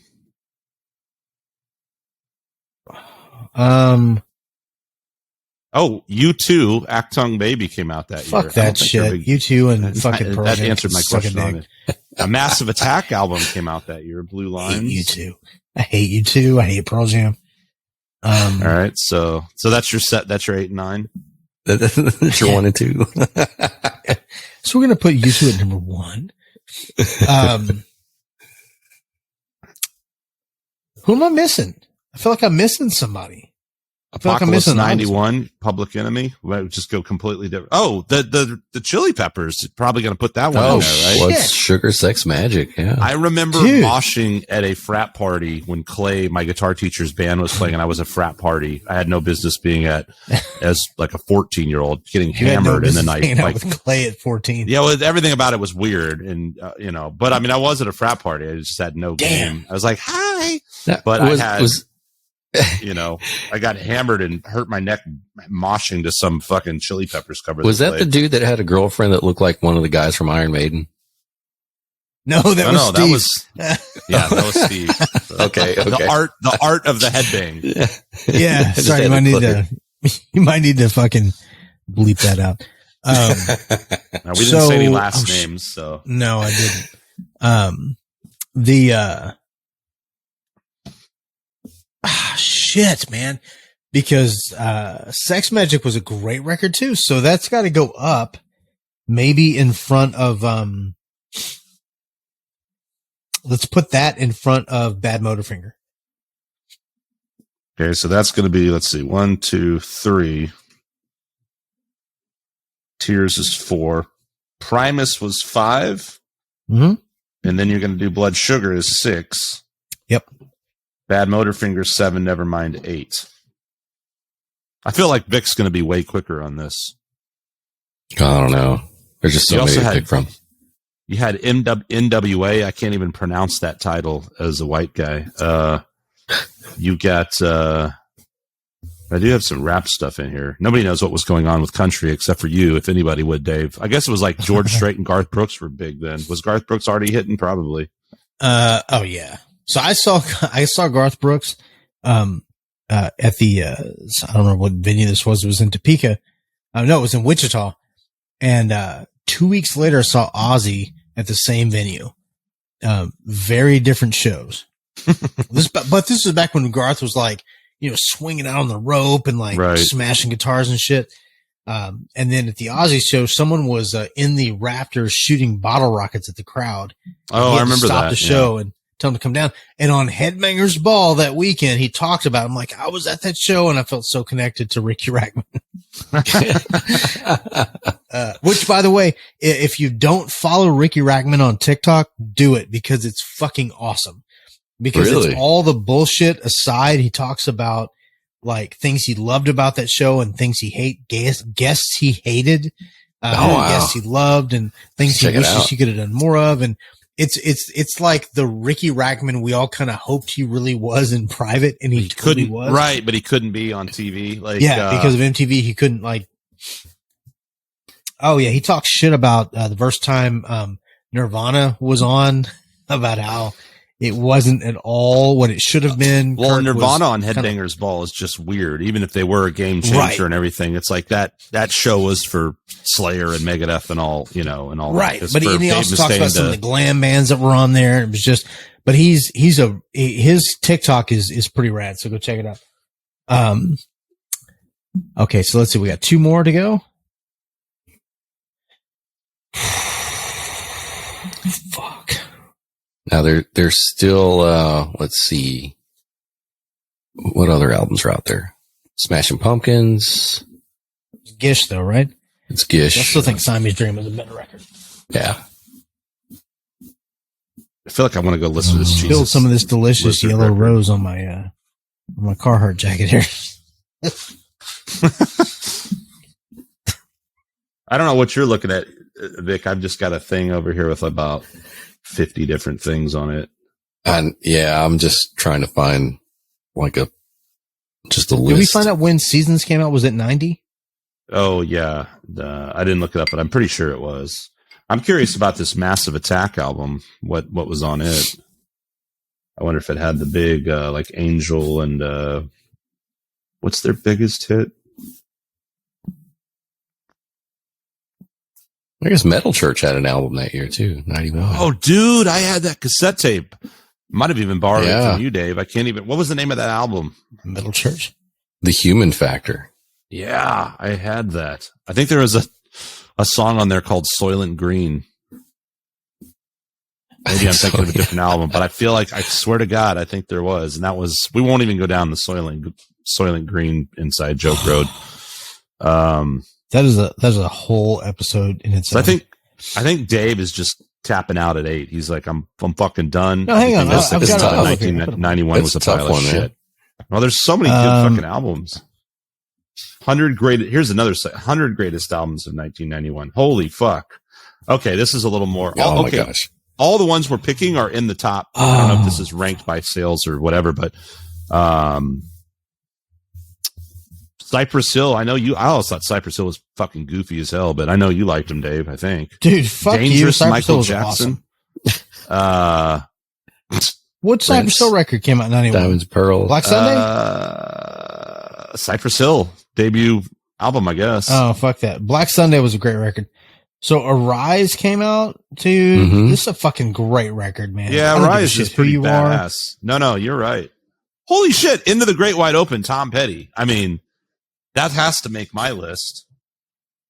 Oh, I didn't know that came out there. I didn't either. Like, this is pretty awesome. Just looking at all these. No more tears. Skunk is the only person besides Tom Petty that knew that album came out that year.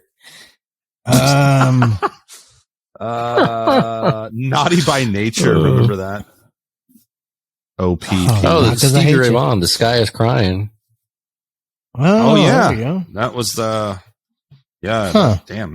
That I would almost have to cite that one just like from the influence it had as for me playing guitar, because those are the kind of albums I would just sit there and noodle over, like 12-bar blues stuff. That's a great record, man. Oh, For Unlawful Carnal Knowledge, which one of our teachers I remember gave me, or I think I gave it to one of our teachers actually. Oh, that came out there. 91. Oh, Pound Cake is a great song. I know that Pound Cake is a goddamn great song. So here's an album that's fucking great, and it's Matthew Sweet's Girlfriend. That Matthew Sweet, great songwriter, Girlfriend, great album. Don't know if I'd put it on my top 10, but it. Where did this come from? I'm looking at a list of all the albums that came out that year. I've never even heard of that. What do you have? 2 left? I've got a list of 100. Now Rod Stewart's on there, so there's one of your last 2. Oh well, of course. Boys to Men, they came out with one that year. It's probably up there, right? Did probably save that for the end of the road. What's that? Rush's Roll the Bones came out that year. No way. We all know how much of a big fucking Rush fan I am. For anybody who wants to get a little more insight into this, we've been talking about 5 Iron Woodworks and now the classic, iconic music of the pivotal year of rock and roll and music in general, 1991, before the death of all of civilization. Like on our last podcast, I think it was the episode number 3 where Dave, known as Corn Dog at that point, joined us and we proceeded to talk about all kinds of crazy shit. One thing being, we talked about Rush, and then the guy who liked to critique others headbanging, and his girlfriend who, what was it? She looked like a. Oh, was it a Rush? A female Geddy Lee or some shit. I can't remember. Geddy Lee, yeah, that's right. That shit was funny, man. I was like crying laughing on that episode. She was a nice looking guy. Yo, you got you have an Ice-T album on here, playa.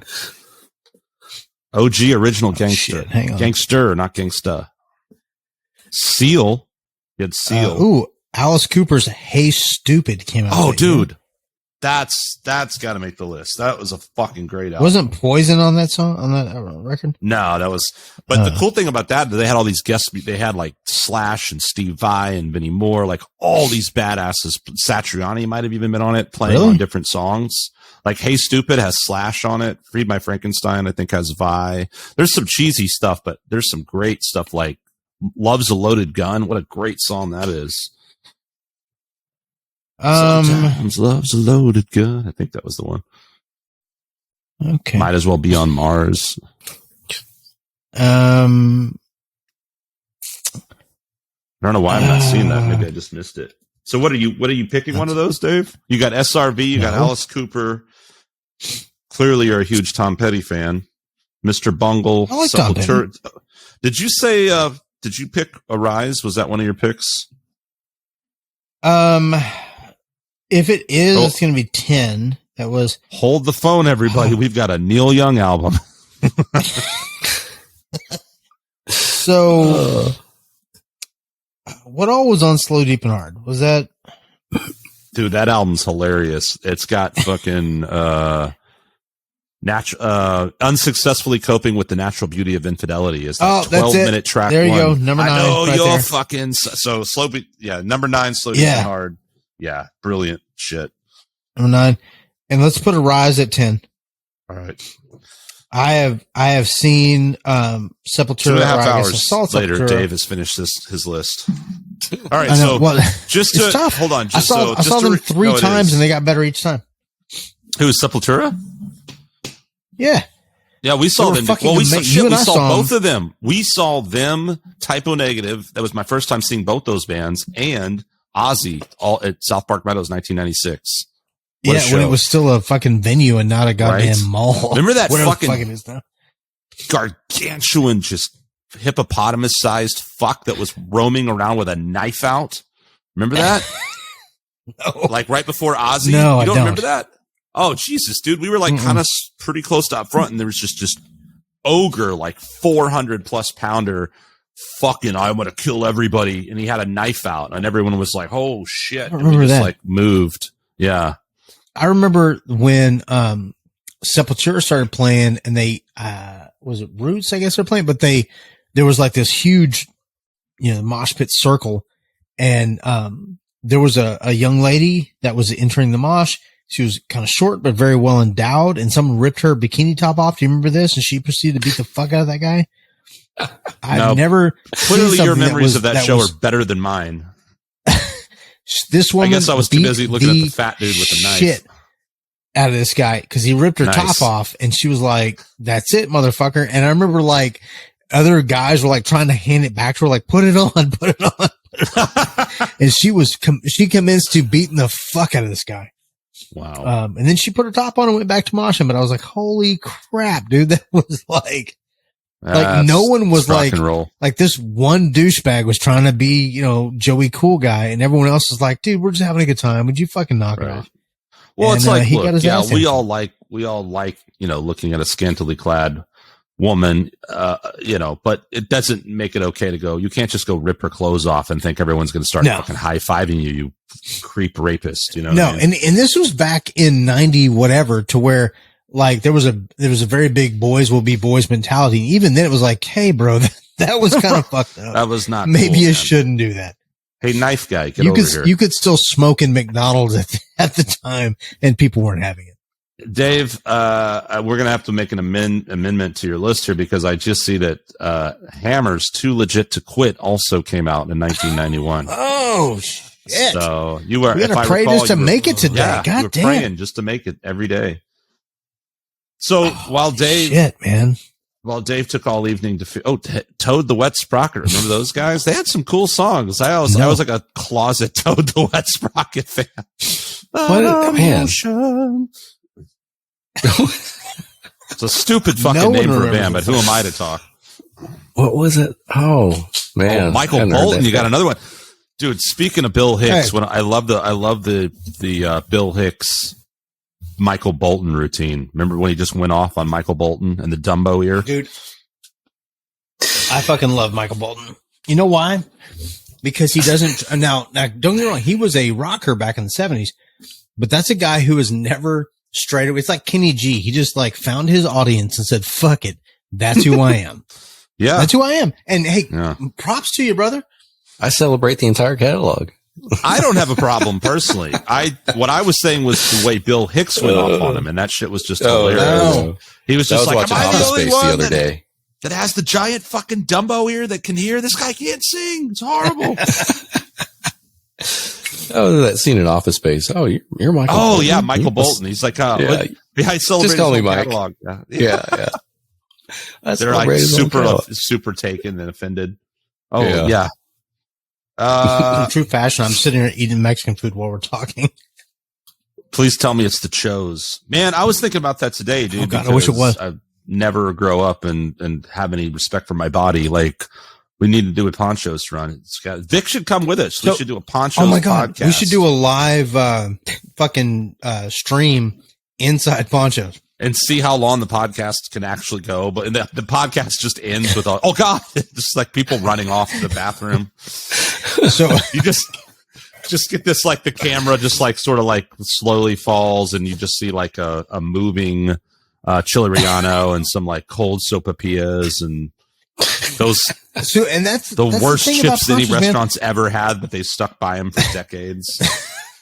I get excited though when I meet someone who likes fucking ponchos. I'm like, you too, fuck yeah. Oh yeah.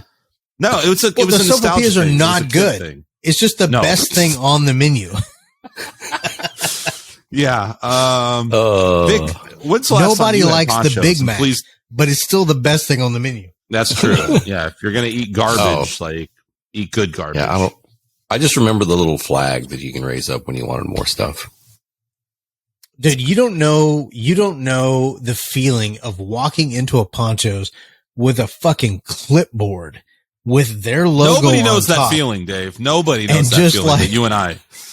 And just like they look at you like, holy shit, corporate's here. We better fucking. And all we were doing was writing down what we ate. Yeah, we got treated like fucking royalty, man. Dude, that's awesome. It was like, oh my God. All we did, we printed out these rating sheets, put the Poncho's logo, put it on a clipboard, walked in and ordered food, paid for it, sat down, and you would have thought we were the fucking, like the Mr. and Mr. Ponchos. Like they were like, the flag was stood up the whole time. It was like, what else can we get for you? They're in the back. They're like, oh, they're wider than I expected. They're a little. Who are those two crackers? This when we got the. It was the first time I'd ever experienced greasy ice cream. And you remember this? And then they had the toppings bar for said ice cream was Fruit Loops. It was stale Fruit Loops, which I love Fruit Loops. One of my many names in high school for some weird fucking reason, but I like Fruit Loops that aren't stale, and I also like them not on ice cream, and if it was on ice cream, not greasy ice cream. But what a combo. Stale Fruit Loops and greasy ice cream, man. Oh my goodness. Vic, I am curious to know your top 10 if you have. Oh gosh. Is it? I don't even feel like I can do this. I'm just putting you all on the spot because it's just too hard. So like our personal. There's too many albums. Top 10 albums that we liked from 91. Yeah, like what are your favorite 10 if you can do it? I mean, the Black Album was up there. I mean, I'm just going to name 10. I don't know if they're going to be like, I'm not ranking them, but the Black Album, let's see. Gosh, what else do we have? Gish. I like Gish a lot. All right. Yeah. I don't know that album, man. Is that Siamese Dream? I thought, man, because Siamese Dream was after that. Siamese Dream was the most, I guess, after, commercial. yeah. Huh. I thought that was 91. I guess that was 92 or 3. Soundgarden, Temple of the Dog, both of those. I really dug those. Half of Temple of the Dog was great. The other half was Pearl Jam. Oh, No More Tears. Yeah. Yeah. I don't know. It's got the zombie stop. I think it's hard to compete with these other albums, I will say, but I will say that 10 is pretty great. And I think Versus might be my favorite Pearl Jam album, that second one. Really? Yeah. Versus? I listened to I mean, I'm not going to put it above the Black Album or, No More Tears or anything. But Alive but was albums. A great song. Even Flow was an okay song. After that, everything they put out was garbage. Period. That's a fact. What else is on there? Like Jeremy. It's a scientific fact. Yeah. Black. Neil deGrasse Tyson said they all had true, I think all the titles were like one. All the songs were one title, one word. Yeah. I mean, I'll throw 10 in the top 10. Don't have to. That's probably the only Pearl Jam album I like. I don't like any other Pearl Jam albums. It's because they just never got into it. That's weird. Like Pearl Jam, it was like this big thing where it was like everybody liked Pearl Jam for the first 2 albums, and then after that, it was just like these diehard crazy Deadhead types, right? Like the Dave Matthews crowd that just that's a good way to put worshipped like all their fucking 4,000 live albums they put out and all this fucking shit that Pearl Jam did. And the rest of us have never heard any of it. Like I can tell you the names of their 3rd and 4th album, and I don't know a fucking thing they've done after 95 or something, right? Whereas I've kept up with all the other bands. I know all their other albums. And I mean, I don't know why. It's just, I don't know. I think they saw them live. Pearl Jam? Yeah, I did. My ex-wife, Vicky, that you remember so well. Oh, Jesus Christ. Yeah, she loved fucking Pearl Jam, all right. She's dead now, so fuck it. But that she is. She is, and the world's a better place because of it. This podcast just got really dark. Yeah, I fucking hated my ex-wife. She was not. She was Yeah. She was a horrible human being. She drugged me to go see Pearl Jam in the Woodlands. I can't remember what record they were touting on that. But they were fucking awful. And they played Even Flow was the only song they played off of 10. And reading up on them, they don't play anything off that record. Jeremy? They didn't play Jeremy. They didn't play Alive, which is by far their best song ever. They played Even Flow, which is a good tune, I guess, but it's like Alive was a much better song. And nothing. It was like, here's some new shit. It's like going to see the Eagles and then not playing Hotel California. Yes. No. It's like nobody wants to watch the Eagles play. Here's some lame country song we just wrote. No, boo. Here's six tracks off our new record. Like, nope. If you don't play Lion Eyes and fucking Hotel California and goddamn Bacon, I'm leaving. Oh man! And I fucking hate the Eagles. But if I'm gonna go see the Eagles, I better play those songs. But they were awful live because it was a show that got way too political way too quickly. It's like, look, Eddie Vedder, we get it. Just I'll give you that. It's annoying, I think, when artists get too artsy and I mean, I don't know. So look, I saw Rage Against the Machine play live, and they spent zero amount of time talking about politics because all of it's in comparison. Right. And so it was like seeing Motorhead live where there's no talking, or Suicidal where there's no talking. It's just like one after another. And fucking Pearl Jam was like, let me fucking go on a diatribe about how much I hate blah, blah. Shut the fuck up. I came here to see music. To see music, not Janine Garofalo. Yeah. Now dance, monkey, dance. How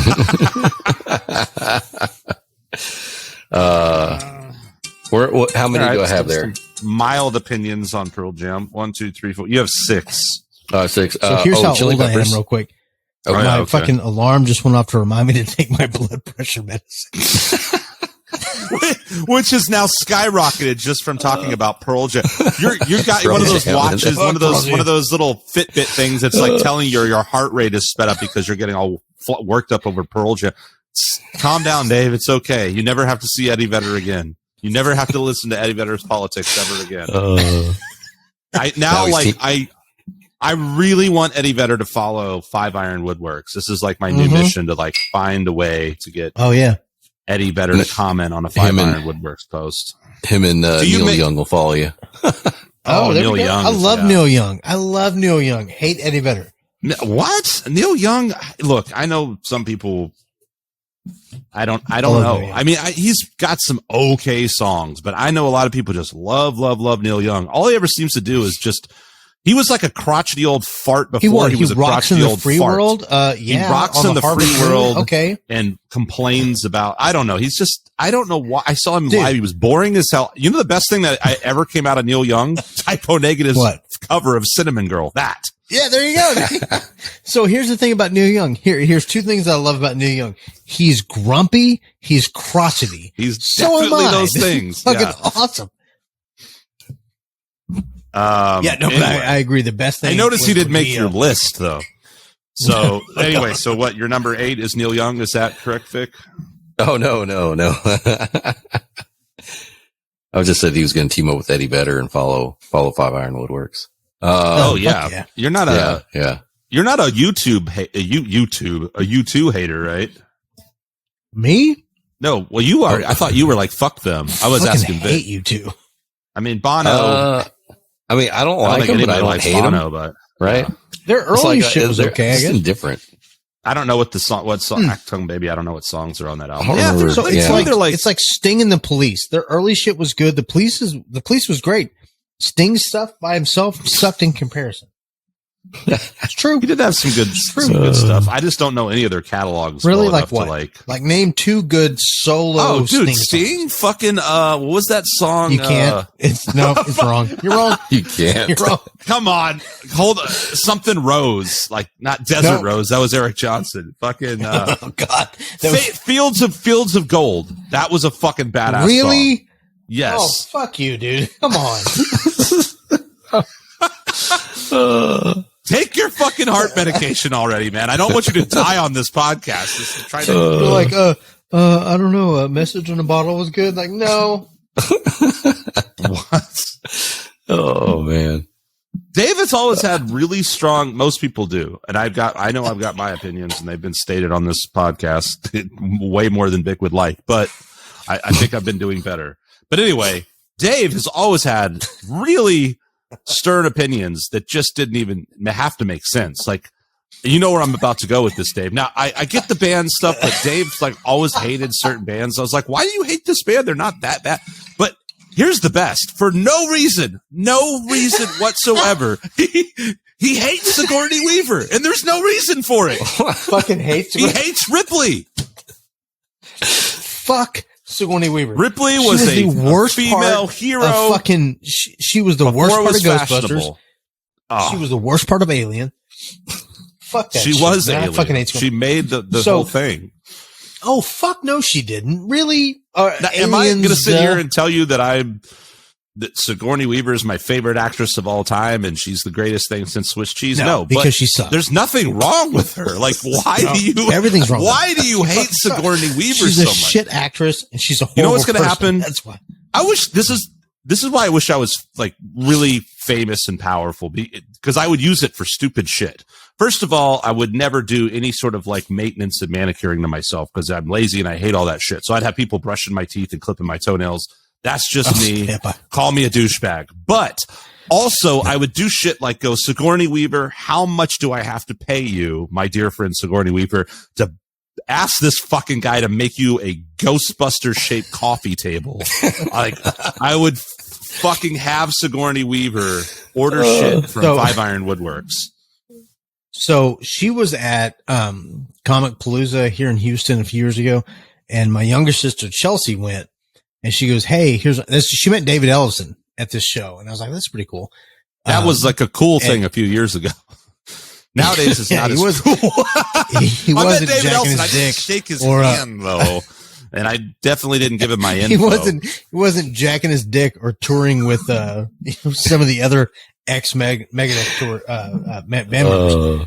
But Sigourney Weaver was one of the people, and I said, "Hey, if you can get her autograph, just have it say, 'Don't worry, I hate you too.'" And oh my god, that would be fucking amazing, fucking hilarious. But it was $300 to get her autograph. It was $300. So you know what? Now that's a reason to say fuck Sigourney Weaver. $300. Fair enough. Yeah. Now you actually have a legitimate reason to say fuck you, Sigourney Weaver. Bingo. But you didn't have it for all those years. I think you willed it into the universe. $300 to get you just say. Well, I wonder, does it go to charity? Here's the thing. I would pay $300 to. What? No, I would pay her. I would pay $300 to her to go fuck herself to her face. I would do that in a heartbeat.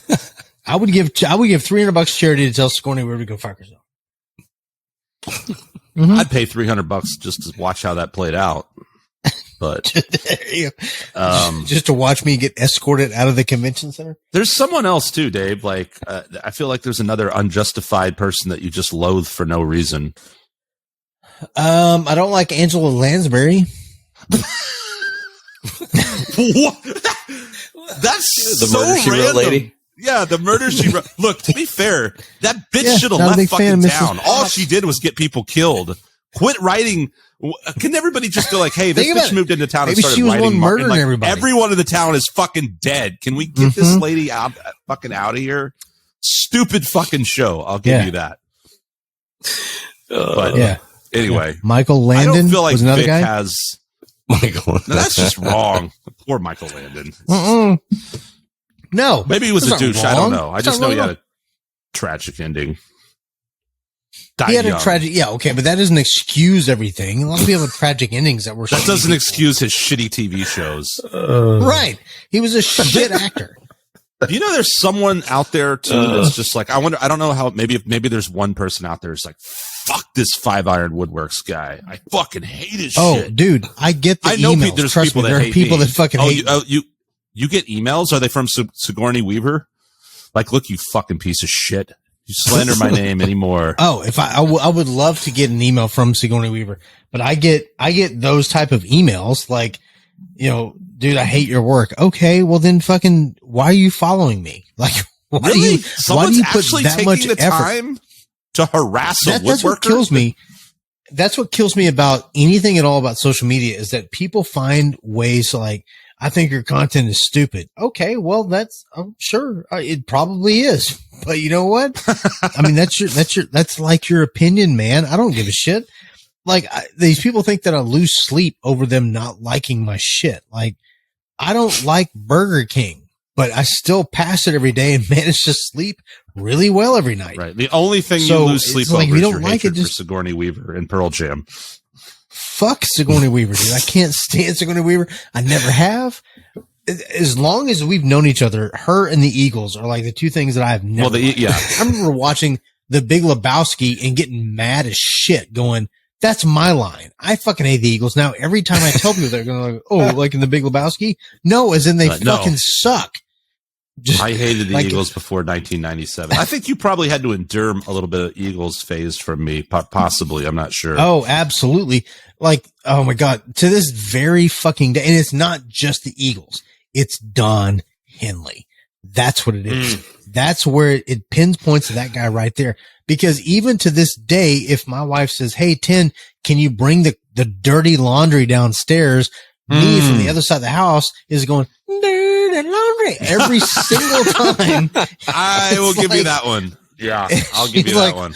And so I've been married for 15 years and it's like, do you have to? I'm like, every single time I've got to say that because Don Henley. So fuck Don Henley, fuck the Eagles, fuck Sigourney Weaver, fucking Angela Lansbury and Michael Landon. Fuck them all.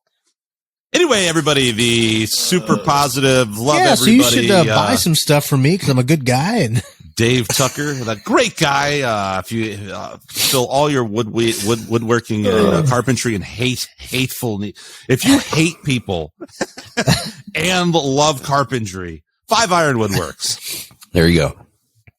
That's where the eyebrow comes. That's why everyone thinks that I'm so grumpy all the time, is because I hate like 4 people.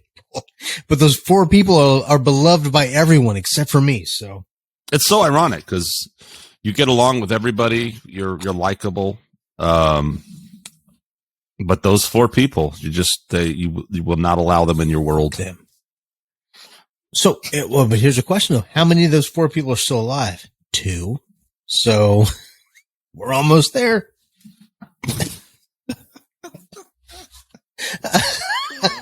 You're lucky we don't have a huge audience. I don't feel like this is a good plug for your business right now, but we should probably edit all of this out. No, see, that's one thing we learned early on. We said things like we should edit that, and then we never have edited. We edited one thing ever, and it was probably on Dave's first episode. I bet it was on your first episode. Yeah, it was a pain in the ass, and we're like, never again. Bad. Even like the last podcast I caught myself on like a slight little mini rant or something. And I was like, oh God, I should just cut that. And then, I don't even listen to them anymore. What do I care? One day though, someone will just be like, oh, these guys said this, burn them at the stake. But I know. Dude, I'm going to get canceled so quick. I'm going to go on my Instagram tomorrow. There'd be, 1,000 people less. Just go. I like Sigourney Weaver. I think she's a great actress. Remember we talked about I reached 1,000 Instagram followers, so now I have 1, and it's Sigourney Weaver. And all it says is, Sigourney Weaver. Fuck you. Yeah, I'm still alive, motherfucker. That's all it says. I'm still alive, and I took all of your followers. And I'm remaking Murder, She Wrote. Fucking hell, dude! That is amazing.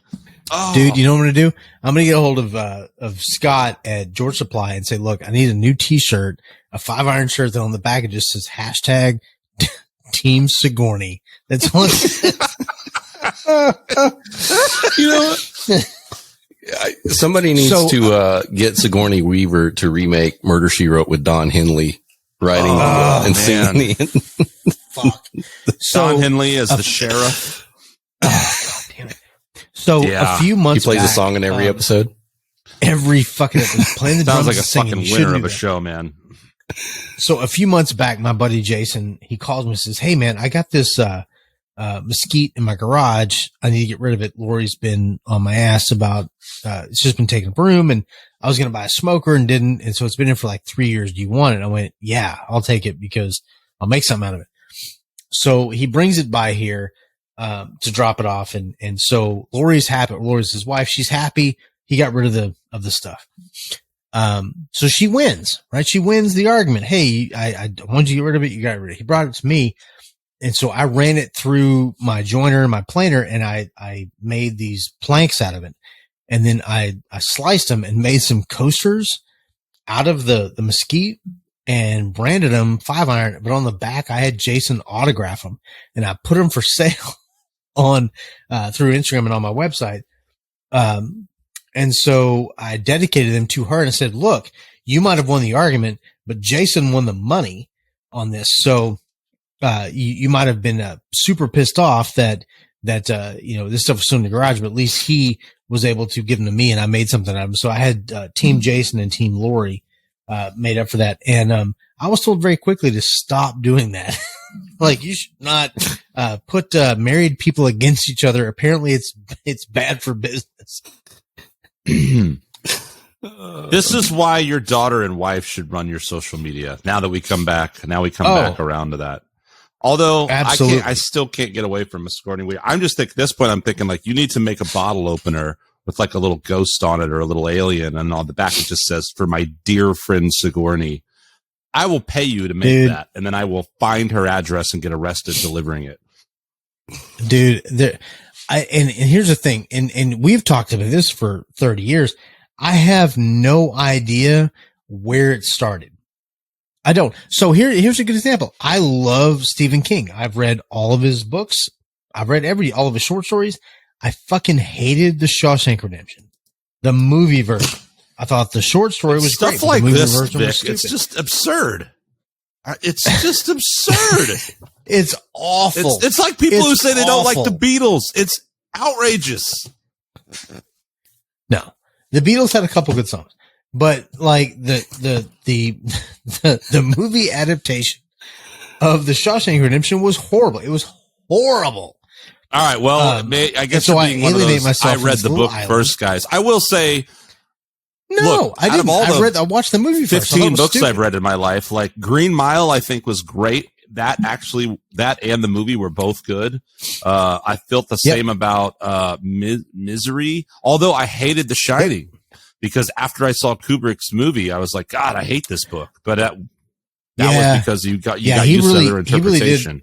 It's massive. But and Stephen King hated it, and then they remade it as a really lame TV movie with Rebecca De Mornay and some dude, and it was just like Stephen King may like this, but nobody else does. This sucks. So, but Shawshank Redemption is arguably that's right up there in the class of like, I don't want to say, I mean, Citizen Kane and then don't say it. Then don't say it because it's wrong. Master of Disguise and these kind of movies. What?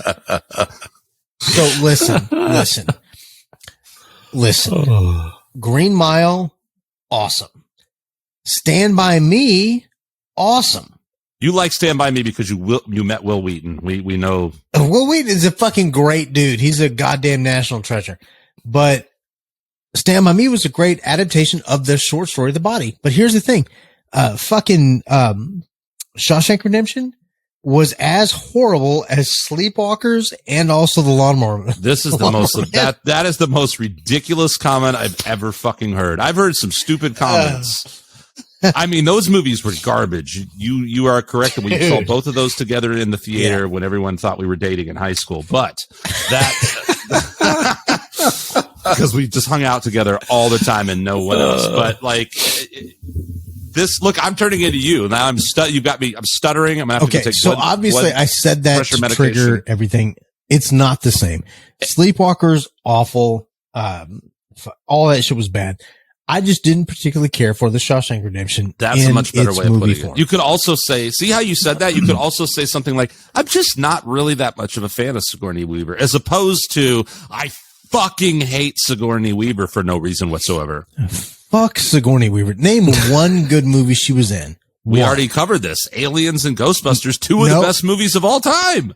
Vic. And you know Am what? I wrong? I'm just going to turn into Walter. Survived without Am I wrong? Ghostbusters would have survived without her in it. Cameron, you are. It would have. I'm sorry. Cameron, you are. Was she one of the mini Ghostbusters? No. She was busting no ghosts. None. None got busted by her. Fucking Winston was Peter a better Venkman fell actor for in that her movie. and her sassy cello playing attitude. So who else could have? Who Peter else could have Venkman done would have Dana fucked Barrett? the cello. He would have fucked the cello. So he would have the eggs that popped out on the counter, he would have fucked those. So you can't say that it was her. It wasn't her. And what, Alien? Or Aliens? I like Aliens better. Aliens, they're both, plural? They're both great. They're both great. That movie, I'm sorry, that was a Bill fucking Paxton movie. So fuck everyone else. That was a Bill Paxton movie. Well, that was the Alien Bill Paxton singular? Michael Biehn combo that was undefeatable in the 80s. Like James Cameron, Bingo. like you could not touch that shit. So But that wasn't Alien, happening. And you had Paul singular? Reiser on top of it. I mean, God, dude, what a masterpiece. Fuck, I forgot he was in what that, a fucking brilliant movie. Okay, excellent movie. Would have survived without her in it. The first one, come on. Vic, what's your take on these films and Sigourney Weaver? This is also becoming one of the longest podcasts we've ever done, even though we vowed to ourselves to keep them short. So thank you for ruining everything, Dave. It's all your fault. Fucking Sigourney Weaver's. You can thank Yellow Rose, Texas whiskey. Now I can vouch, like normally I'd be like, oh, and our guest is drunk and for whatever. No, this is not even that. It's just Dave hating Sigourney Weaver for no reason. This is fucking hate Sigourney Weaver. Always have. And I have since we met in the 7th grade. I've never once liked this woman ever. And it's not because she's a woman. It's not because she's this or that. I think she's a shit actress. And I think she makes the movies she's in less than they should be. I think that Rick Moranis had a much better role in Ghostbusters than she did. I mean, who's arguing? Everybody, the whole cast was great. There's no, you can't like throw anybody under the bus. I mean, not the whole you're cast, Sigourney Weaver most under of the bus, but most of the cast is great. The whole cast would include great? Sigourney Weaver. Don't you dare say, well, other than Sigourney Weaver, it's stellar, right? Perfect. Oh, it's perfect. Outside of her, yeah, absolutely. All right. But she brought everyone else down. It's true. Mm-hmm. It's true. All right. It was Oscar worthy except for her. We got Dave's whole full 10 songs, and then we got about 7 of Vic's, and then it turned into a rant about hating Sigourney. Actually, it started with Pearl Jam, and then somehow I just egged you into the Sigourney Weaver thing. So sorry, but that's cool. It was. But nonetheless, we did, and then you just dropped the Angela Lansbury bomb, which was amazing. Like that was pretty priceless. Don't like Mrs. Potts. I mean, that's like hating, not quite, but like who says I hate? Who's Betty White? Nobody, right? Nobody would hate Betty White.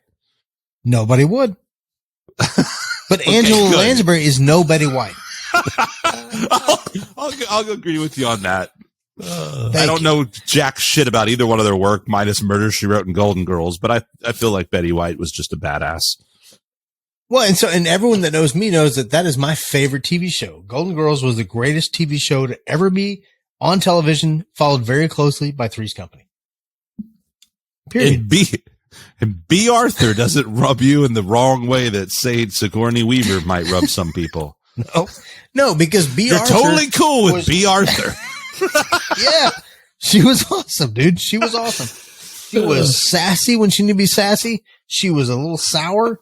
You know who was more sassy than Dorothy, though? Sophia. Oh, fuck Sophia, dude. Oh, my God. Yeah. She will fuck you hottie, up. That one. Anyway. God damn it. Well, we had a like, you know what's not good coming out the nose? Productive that would be, podcast for Houston's own Yellow minutes. Rose whiskey. Oh, what is that again you're drinking? I think I didn't catch that earlier. It was Houston's very own Yellow Rose whiskey. So Dave, sells for $31.99. It's a Specs. If people want to order stuff from you, if they want to order custom anything, you'll build anything. If anybody wants to order anything from the world of you or send you hate mail because they're Sigourney Weaver fans, how do they find you? How do people reach 5 Iron Woodworks? All right, so it's 5ironwoodworks.com, or you can reach me at dave@5ironwoodworks.com. All of my contact info is on my website or on my Instagram, which is, of course, at 5 Iron Woodworks, both on Instagram as well as Facebook and TikTok. I'm on TikTok. That's where you do your dances on top of once you get your stage stuff, then you can just dance around on your stages. Right. So it's usually me dressed up as Sigourney Weaver, just dancing around. Oh man, this is getting good. Now we're getting somewhere. We're getting somewhere. Now we've got some content, as the kids say. You could be a real influencer there, Dave. There is 5 Iron Woodworks. There is the new launch is coming soon. It'll be 5 Iron Stage and Soundworks, which is where I build stages and props and speaker boxes and road cases, flight cases. Yeah, we got to like talk that. on I did all this some stuff for local high school. Yeah, absolutely, man. I've got some prototypes I want to send you. And then I've got some other stuff in the pipe coming up soon. So be on the lookout for some cool stuff in the future. All right. Cool. Vic, I'll just I'll get your last 3 songs later. I think this will be maybe this you're always talking about doing this. Maybe this will be a thing and we can post this and be like, here was Dave's top 10 albums of 1991 and here's Vic's top 10 albums of 1991. And mine will just be Slave to the Grind 10 times in a row, you know. Right. Which in itself is not bad. No, it's not bad. So well, cool. I like to give Vic the Jerry Springer final thoughts. The final thought. Yeah, I don't know. I'm a little blown away by the Sigourney Weaver, Angela Lansbury. They must be part of some secret cult that I don't know about. So, but other than that, QAnon. Yeah, the original QAnon. Yeah. Other than that, I really want some whiskey. So I'm probably going to sign off. If you're looking for whiskey, I would suggest Yellow Rose. It's brewed, or I guess distilled right here in Houston, Texas. It's like $32 at Specs. So, all right. We will leave everybody with that. Once again, I've been Skunk Manhattan with Victor Ramos and our guest Dave Tucker. 5 Iron Woodworks. Look him up. He'll take care of you, build whatever you need, and hate Sigourney Weaver while he's doing it. Until next time. Take care of each other and love everybody except for Sigourney Weaver. Bye. Later.